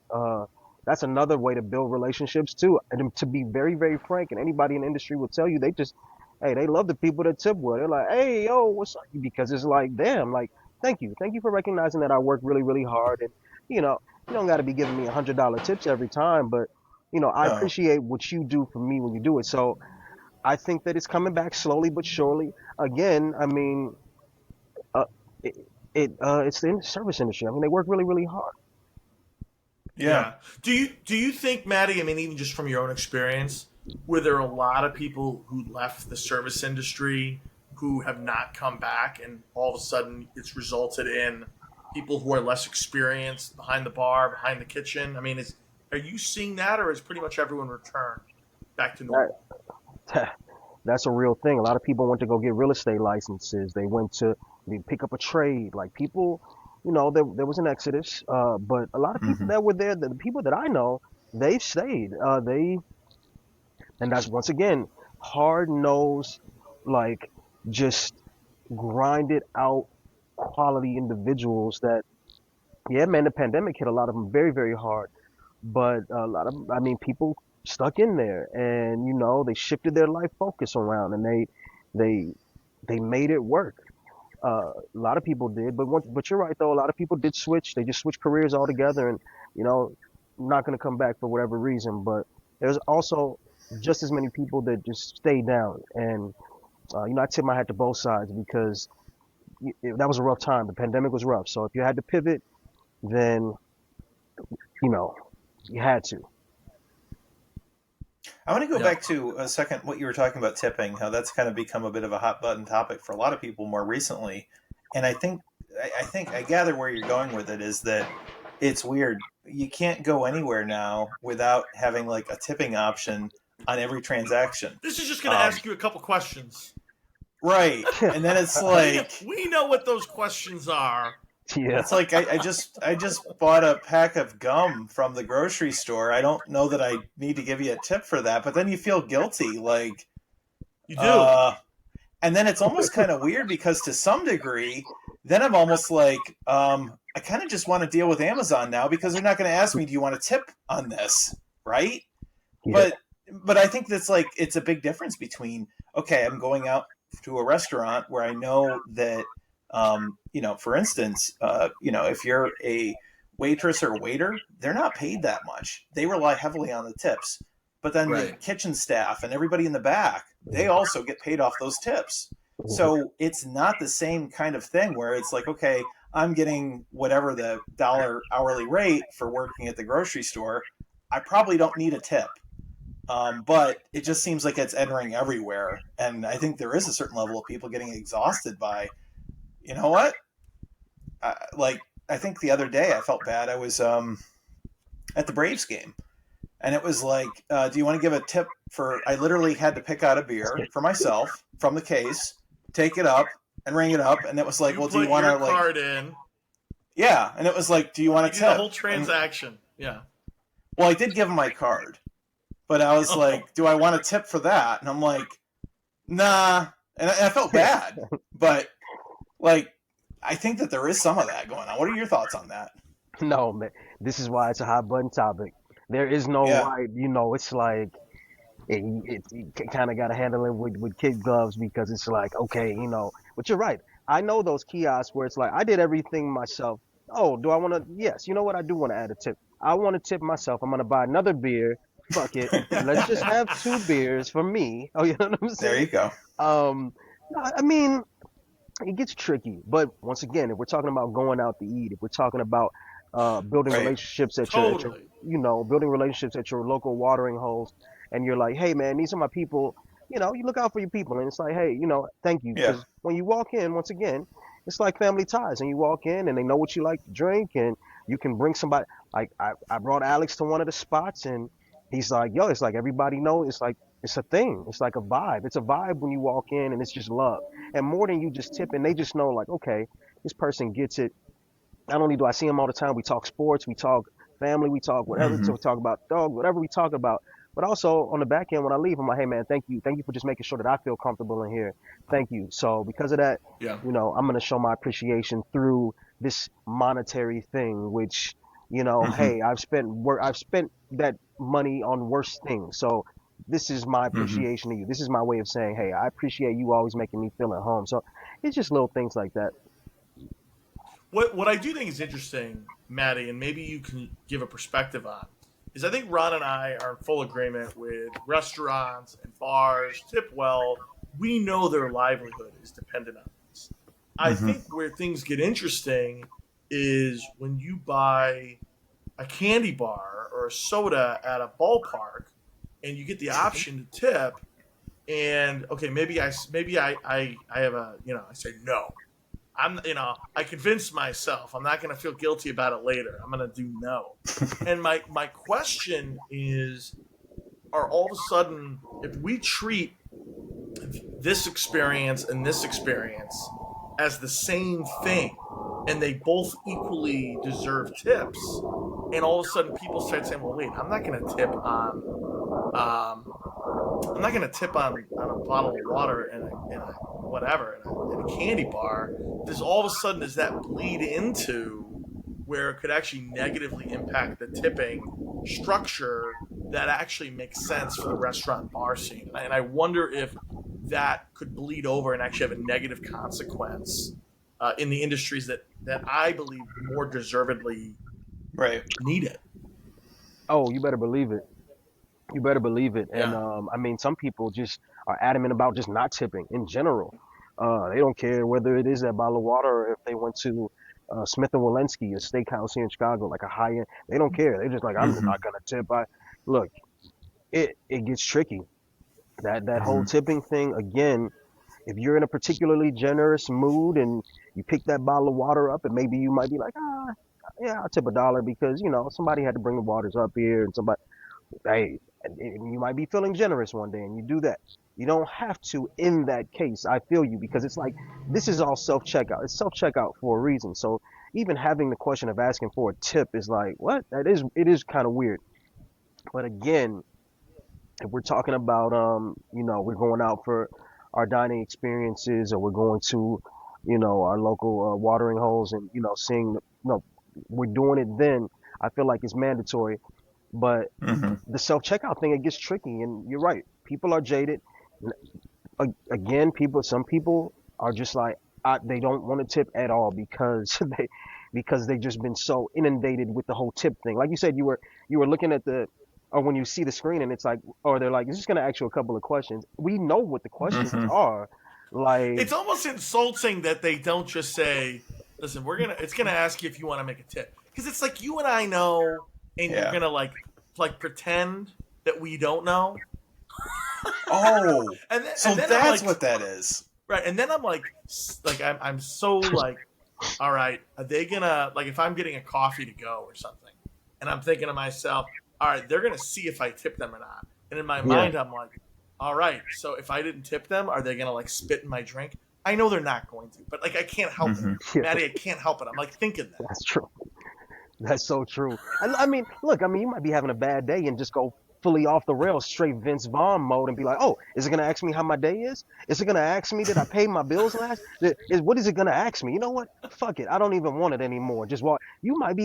People have been flipping out about this tipping thing. Like, for real, they've been having full-on meltdowns when them questions come up, asking them something. They're like, no, I don't even want to answer these questions. So, nah, man, it's getting sticky. They got to find a way to revise that in terms of I don't know how it can be done. Uh, I think in Europe, I think that the tips are already built in or something like that.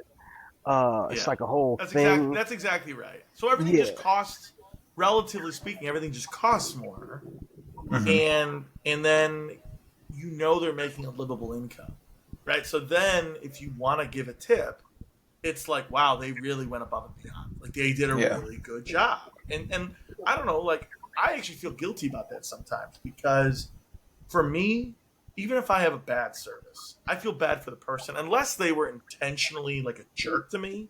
I'm almost always going to Mm-hmm. give 20%. But then if someone is stellar, I mean, I'm talking stellar, at most I'll probably tip Then you go 30%. higher. Yeah, but I guess Yeah. what I'm saying is the difference is not that significant, and I almost wish like we lived in a society where if if if if tips were sort of like, hey, you only do this for special occasions, then hey, yeah, that person was a rock star. I'll happily give them a huge tip. But I almost feel like the people who do an exceptional job are almost cheated because they don't get as Mm-hmm. much of a tip because there's already that built-in expectation. If that makes Yeah. sense. No, I have the same issue, Alex, honestly. Like, I'll even, like, go to a restaurant and have horrible service, and I'll even, like, go out of my way to then be like, well, I'll give them an extra better tip, just because maybe they're Maybe they're having a pissed bad off, night. because Right. maybe the person before me didn't give them any tip, and they just looked at me and they thought, oh, this guy's going to, bum me on the tip or whatever. So, but yeah, it's like, I don't know, I feel guilty like I definitely have seen places where people give like a penny or whatever nonsense, and that's just being an a-hole. Straight up, I think you have to recognize, even if you had bad service, other people are paid off of that tip. So take care of them. If you really don't like it or whatever, I don't know. I don't know that there is a good way to deal with it, but I kind of just do what you do, Alex, where it's like if the person really went above and beyond, I may then call them up call up their manager the next day or whatever, and just say, hey, so and so, I'll give them the great tip, but then I'll also call their manager, just be like, yo, they really hooked me up and did a really good job. Because I think sometimes tips are a nice thing, but it's nice to kind of also have that word of mouth too, where somebody recognizes somebody. But yeah, it's tough. I agree 100%. Yeah. So I do want to switch topics. Matty, one of the things we talked about a couple weeks ago, second time we met up, was before a Cubs game. Mm-hmm. And we were talking about, and we just mentioned COVID, right? The lingering effects of COVID. And one of the things we talked about was, getting into a conversation about male camaraderie and mental health. One of the things I think I mentioned you in passing, I said, I was at a bar a couple weeks ago. And this is true. And I said this to you at a bar a couple weeks ago, but it was a couple weeks before that where I was chatting with an older gentleman. And he said to me, historically, before like the 1960s, there were a lot of male communities, right? Whether it was bowling leagues, whether it was Knights of Columbus, whether it was, there were all these different avenues for men to have connections with one another. And I mean, even quartets and, all these different organizations that have, for whatever reason, have fallen by the wayside. And one of the things that he mentioned is he said, I think what we're seeing now is the fallout of that, where a lot of men, they don't have a community to really speak to about their personal thoughts, to talk to about vulnerabilities. And if anything, it is what has happened. Again, I'm kind of paraphrasing what this gentleman told me, is without these clubs, we have almost become more territorial. And I'm just saying the collective men, and maybe this is more of the straight cis male, but they become more territorial, meaning more masculine in behavior and don't want to communicate their vulnerabilities with other men. And so what it has resulted in is a serious issue when it comes to male mental health, where men are dealing with extreme amounts of depression and anxiety. Male suicide rate is significantly higher than the general population, more than women. And where do we go from here about that, right? And COVID, of course, exacerbated that. So I just thought this was a really interesting conversation that I brought up to you because, I do think about, like, Ron and I, our grandfather. He was involved with the Knights of Columbus. He was in a quartet.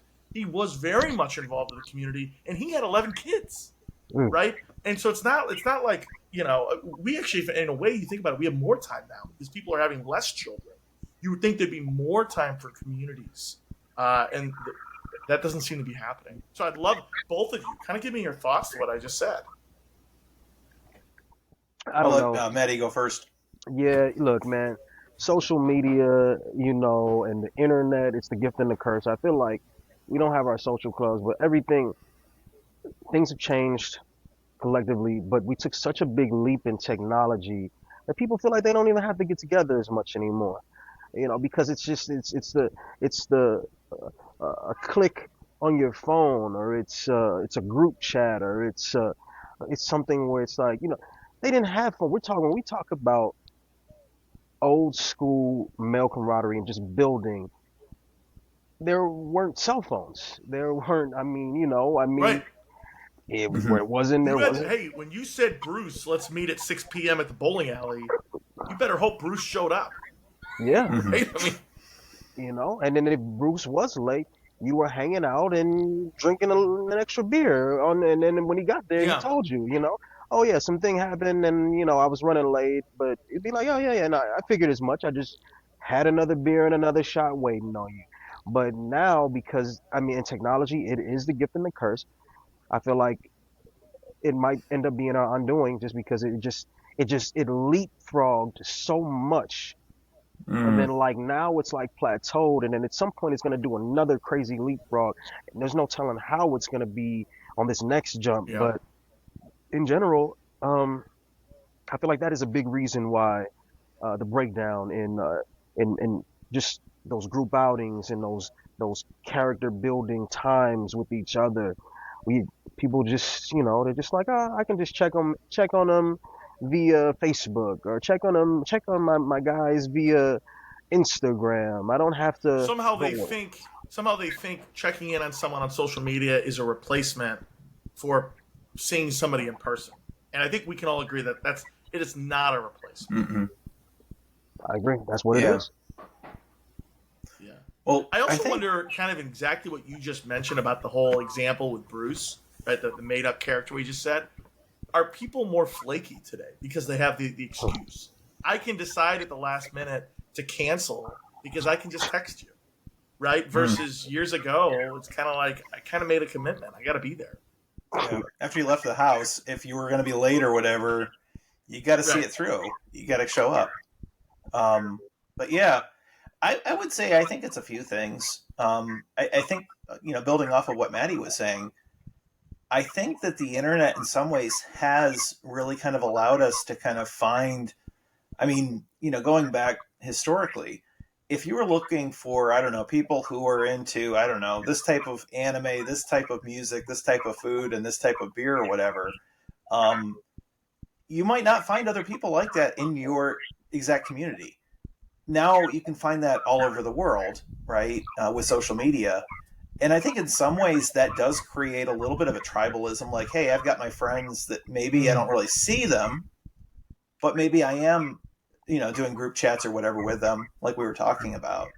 But it's not I don't think it is an exact replacement, like you said. And I think, I forget where I did hear that there is a staggering like statistic, especially like late 30s for most males. There's a big problem with a lot of just loneliness, which is kind of a weird Oh, thing. the amount Yeah. of men who once you get past your 20s Mm-hmm. have friends, it drastically declines. Right? The Mm-hmm. average number of people in their 30s and 40s that have friends, especially friends that they've had for years.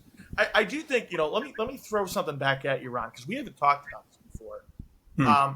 Do you think it's possible that by having every niche available at your disposal, I can find a subreddit for that? Yeah. That maybe, and this is going to sound counterintuitive, but do you think it's possible we've gotten too choosy? What I mean by that is there's the neighbor down the street that I historically would hey, you're the only guy on the street and I'm the only guy, we're the same guys in the block. Let's get to know each other.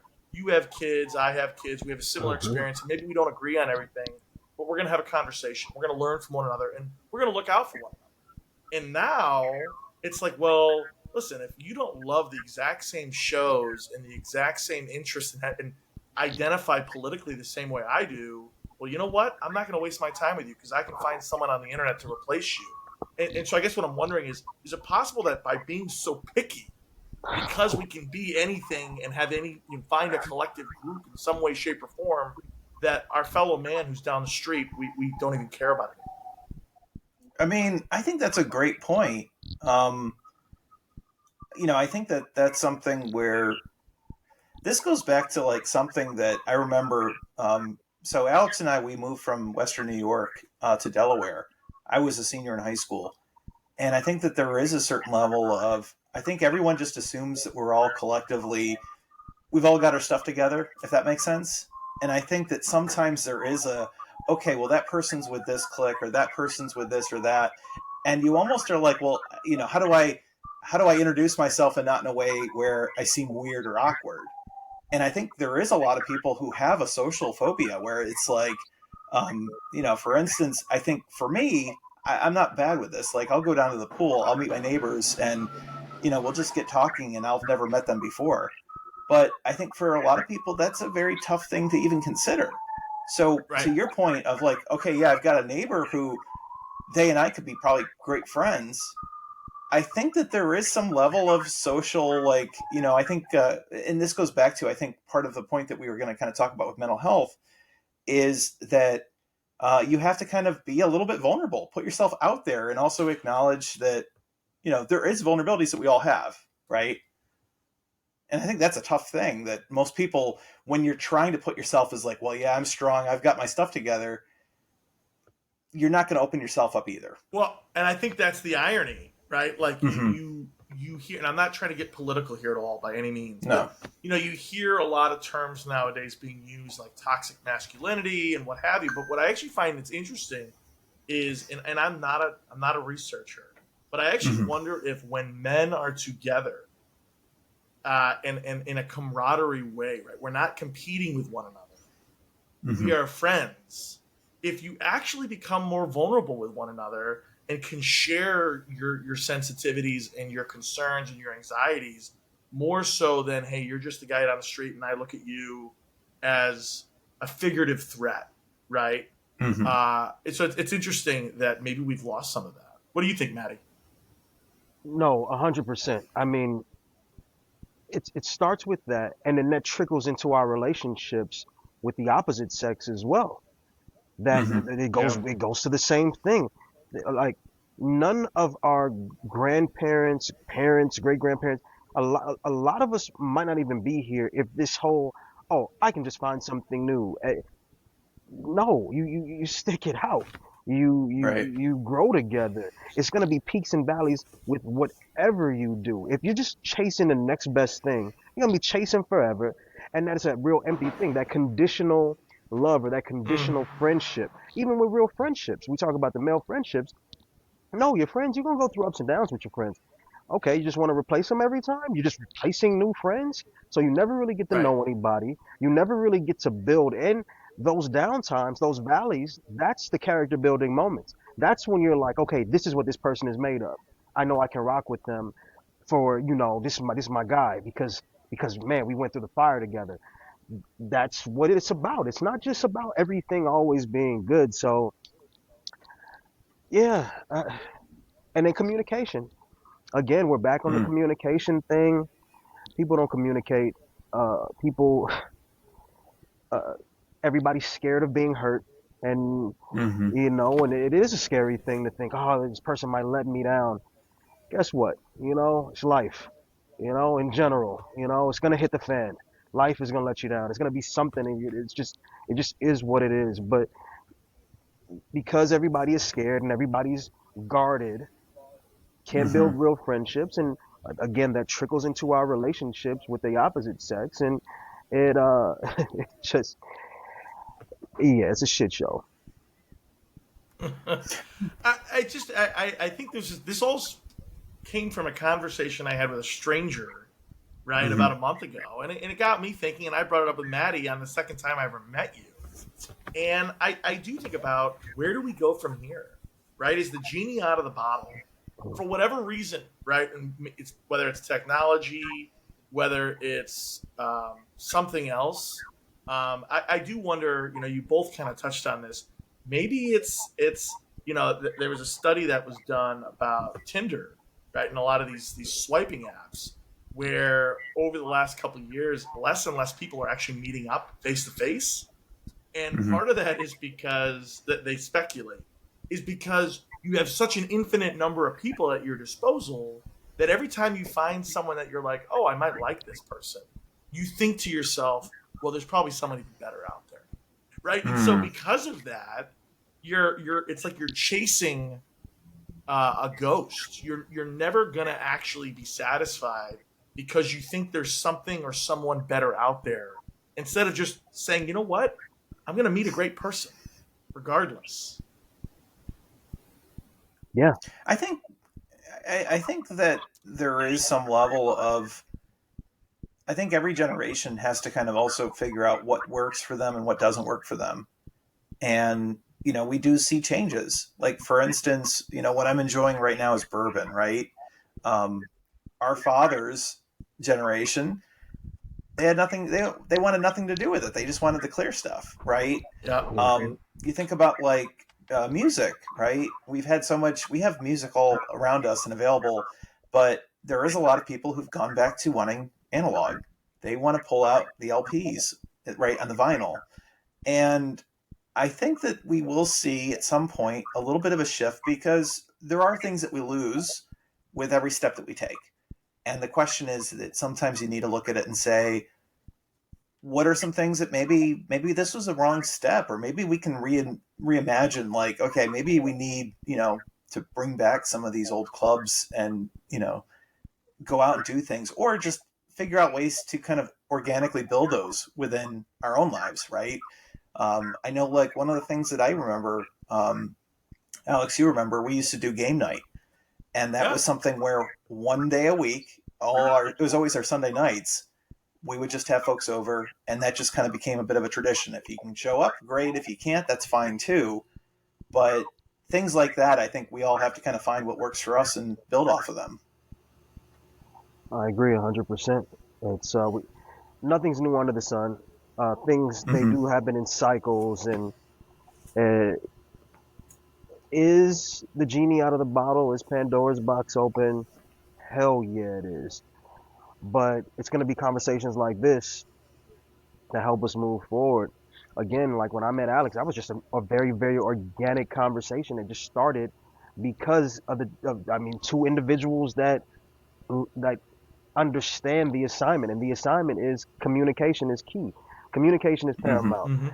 I just gave him shit for, I'm like, what is this Buffalo? But I'm like, tell me the deal with this Buffalo Bills thing. It's not even football season. What we doing here? Because I had a Bear shirt on. Yeah. So I'm like, and then we laughed about it, and then we just started talking about, like, not like one of those crazy ass Bears fans is like, fuck your team. No, I'm just like, hey. And then I started, and then because good communication is a given, it's a give and take.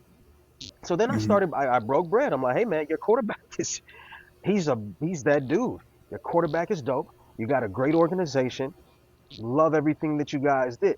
So you poke a little bit, and then you show that love, like, hey, but seriously though, your team is badass. And then once you showed a little bit of love, then it became, hey, you know what? I like football too. But what's going on with you? Right? And before you know it, you're having a real conversation. Not that I don't love sports conversations, but we took it to the next level. And I'm like, what's your story? Why are you here? Right? And then all of a sudden we're talking about our podcast, and we said, we got to get you on the show. And here we are. A beautiful, beautiful representation of how it really all is very simple. I didn't have to go online and swipe or do anything like that to be able to meet somebody that I had common interests with. It just, we got it out of the conversation started off just out of the mud. And that is, to me, that's the most beautiful thing. Even when you start a relationship, like I have buddies that rely heavily on dating apps. I've never been on one because I feel like the organic love and those organic meetings, those are the ones. And I'm kind of romantic too. I'm like, the Notebook is my shit. I ain't gonna lie. But it's like, man, if you can get it and you can just build and though, to me, that stands the test of time, because look, we all have an expiration date. So on the back end, if we're going to be doing this, like, look, the app is one thing, but if I could say, hey, I was getting some asparagus in Trader Joe's, and I look over and, we both reach for the asparagus at the same time, the cheesiest backstory. But then again, it's like, hey, that's the way that it should be, And then I'm like, hey, so love it these first things, asparagus. Love it first asparagus. I might have to write a book. I haven't done that yet, but in general, that would be a perfect title, by the way. Love it first, yeah, because then asparagus makes the pea smell. So then it's like a whole play on that too. But no, I think that there is some degree too of, if you are a romantic, right? There is something about the universe putting two people together in an organic way, and there being that interaction. If it's just like, well, yeah, I was at home after having, I don't know, chili and watching a game or something, like, it doesn't quite lend itself in that same kind of context. Whereas, yeah, hey, you know what? I was out, it was rainy, I accidentally slipped, you helped me up, and then that's how we got to meet, and there's a whole story that you get from it that you're never going to get from an app. And then I also feel like, too, if we're being honest, not to be too tinfoil hatty, but you know, how many filters are also in place that are going to prevent you from meeting that perfect person, or any of that? You just don't know. Here's the deal, and I don't mean to poo-poo on any romantic out there, but sure, you'd mentioned the perfect person. I don't think there is a perfect person, and in fact, no, I don't think there is. I'll go a step further. They say the one. Listen, if there is a one for everybody, right, the most compatible person, odds are that person does not speak the same language as you. Odds are that person is on an entirely different continent than you. And odds are they probably were born long after you were dead, or died long before you were born. Right? So to me, and this goes back to what I said earlier about like you're always looking for something better. You know what's the greatest thing is to find somebody who you can grow and mature with and learn and love. Not to get too sappy here, but if you're expecting this instant gratification where you're going to meet somebody and they just hit all of the check boxes right away, I think you're going to get disappointed.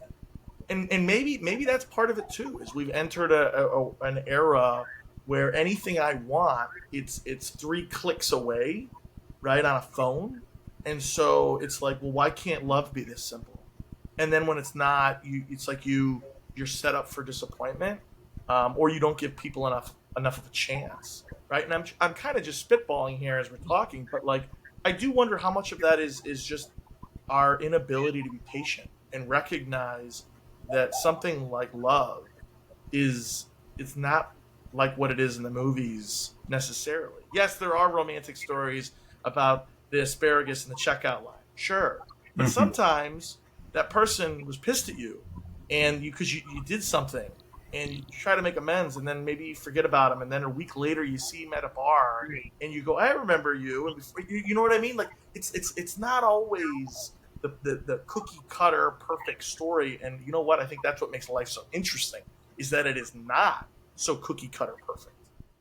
Well, and I think one of the things with that, and I'm completely in agreement, by the way, is that in our own head, we think we know what we need and we think we know what we want, right?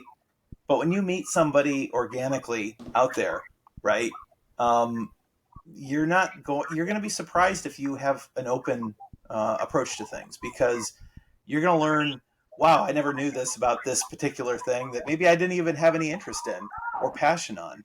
Or, you know what, I always thought this way about something, but this person convinced me that maybe I was looking at it the completely wrong way. In either case, you grow, you learn. Right. And I think that sometimes if you're just going to surround yourself with like-minded people, you miss out on a lot of that growth and organic spontaneity that just happens in life. So I agree. Yeah. Well, and all you're hearing is validation of what you already believe, right? It becomes the metaphorical echo chamber. And you're just not growing. How boring is that, right? I mean, I get it where it's sad, like it's people want the validation, and maybe this is we're going around in a giant circle here, right? Because people are lonely, they want the validation that what they believe is right, so they seek out the same-minded people in a superficial way, which means they never get to have an honest, real relationship with anybody, whether it's platonic or romantic. And so then they become even more like, you know what I mean? It's this vicious cycle that can have devastating consequences, right? Either to their personal physical health or to others, right? And again, I'm not trying to be political here, but I do wonder if some of this is resulting in the upswing in crime and violence that we're seeing today in our communities, right? There's this outrage and anger that people aren't able to fully communicate or express, and maybe they don't even know why they're upset, right? But the truth is, it's because they're not able to have conversations like the one we're having right now. And I think that's sad, because to me, like a conversation that we're having right now is to me a fundamental part of the experience of life. I agree. It is.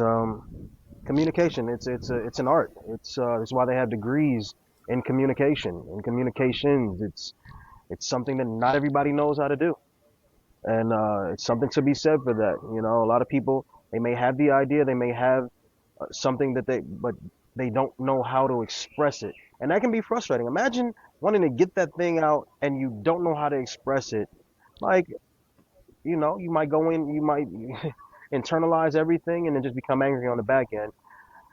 So yeah, in a lot of ways, look, it's a crabs in a barrel effect, and nobody wins when the family feuds. And in general, us as humans, it's a family, but we're feuding because we cannot communicate with each other anymore because there's so many barriers, because people are so easy to just write people off, and it's like, hey, you know, time is our biggest asset. So if somebody puts some time in with you, or if there's time there, time invested, you can't just write things off. You have to come back and work and grow. So yeah, man, humans, we got a lot to figure out. If there is, well, not if there is, the higher life forms in our galaxy, galaxies beyond, they probably have looked at us and are like, these people, these things are completely fucked up. I mean, we got a lot to figure out. So, you know. The big thing is, I think we just need to have more conversations, and it goes back to that communication part. We all just go out and have more of that. I think the more communication, more conversations like this that we have, the more we realize we're all the same. And ultimately, it's about taking care of each other. And by taking care of others, you're going to build the whole community up. That's the way to do it. And that is what this podcast is all about. How does it get it doesn't end any better than that. Matty, this has been a delight. Matty, I have a feeling this is not the last time you're going to be on this show. And in fact, I'm excited. At some point, Ron's going to have to come up to Chicago. We'll do a podcast together in person. Can't wait. And this has just been a delight. Honestly, not only has this been a fun podcast, but Matty, it's been great getting to know you, and I'm excited to keep hanging out with you and getting to explore Chicago through your lens as a local, as a native, that, you know, I don't have, right? And I think that's so great.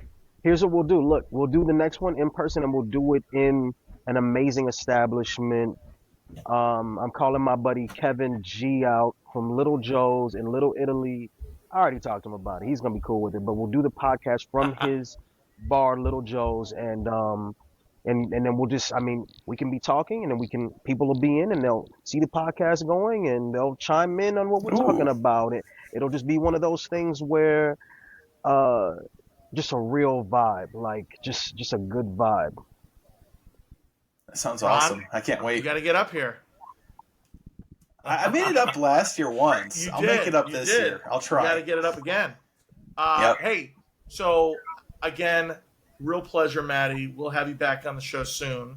And that concludes this episode of Between Two Studs. Thank you. All right, y'all. Thank you.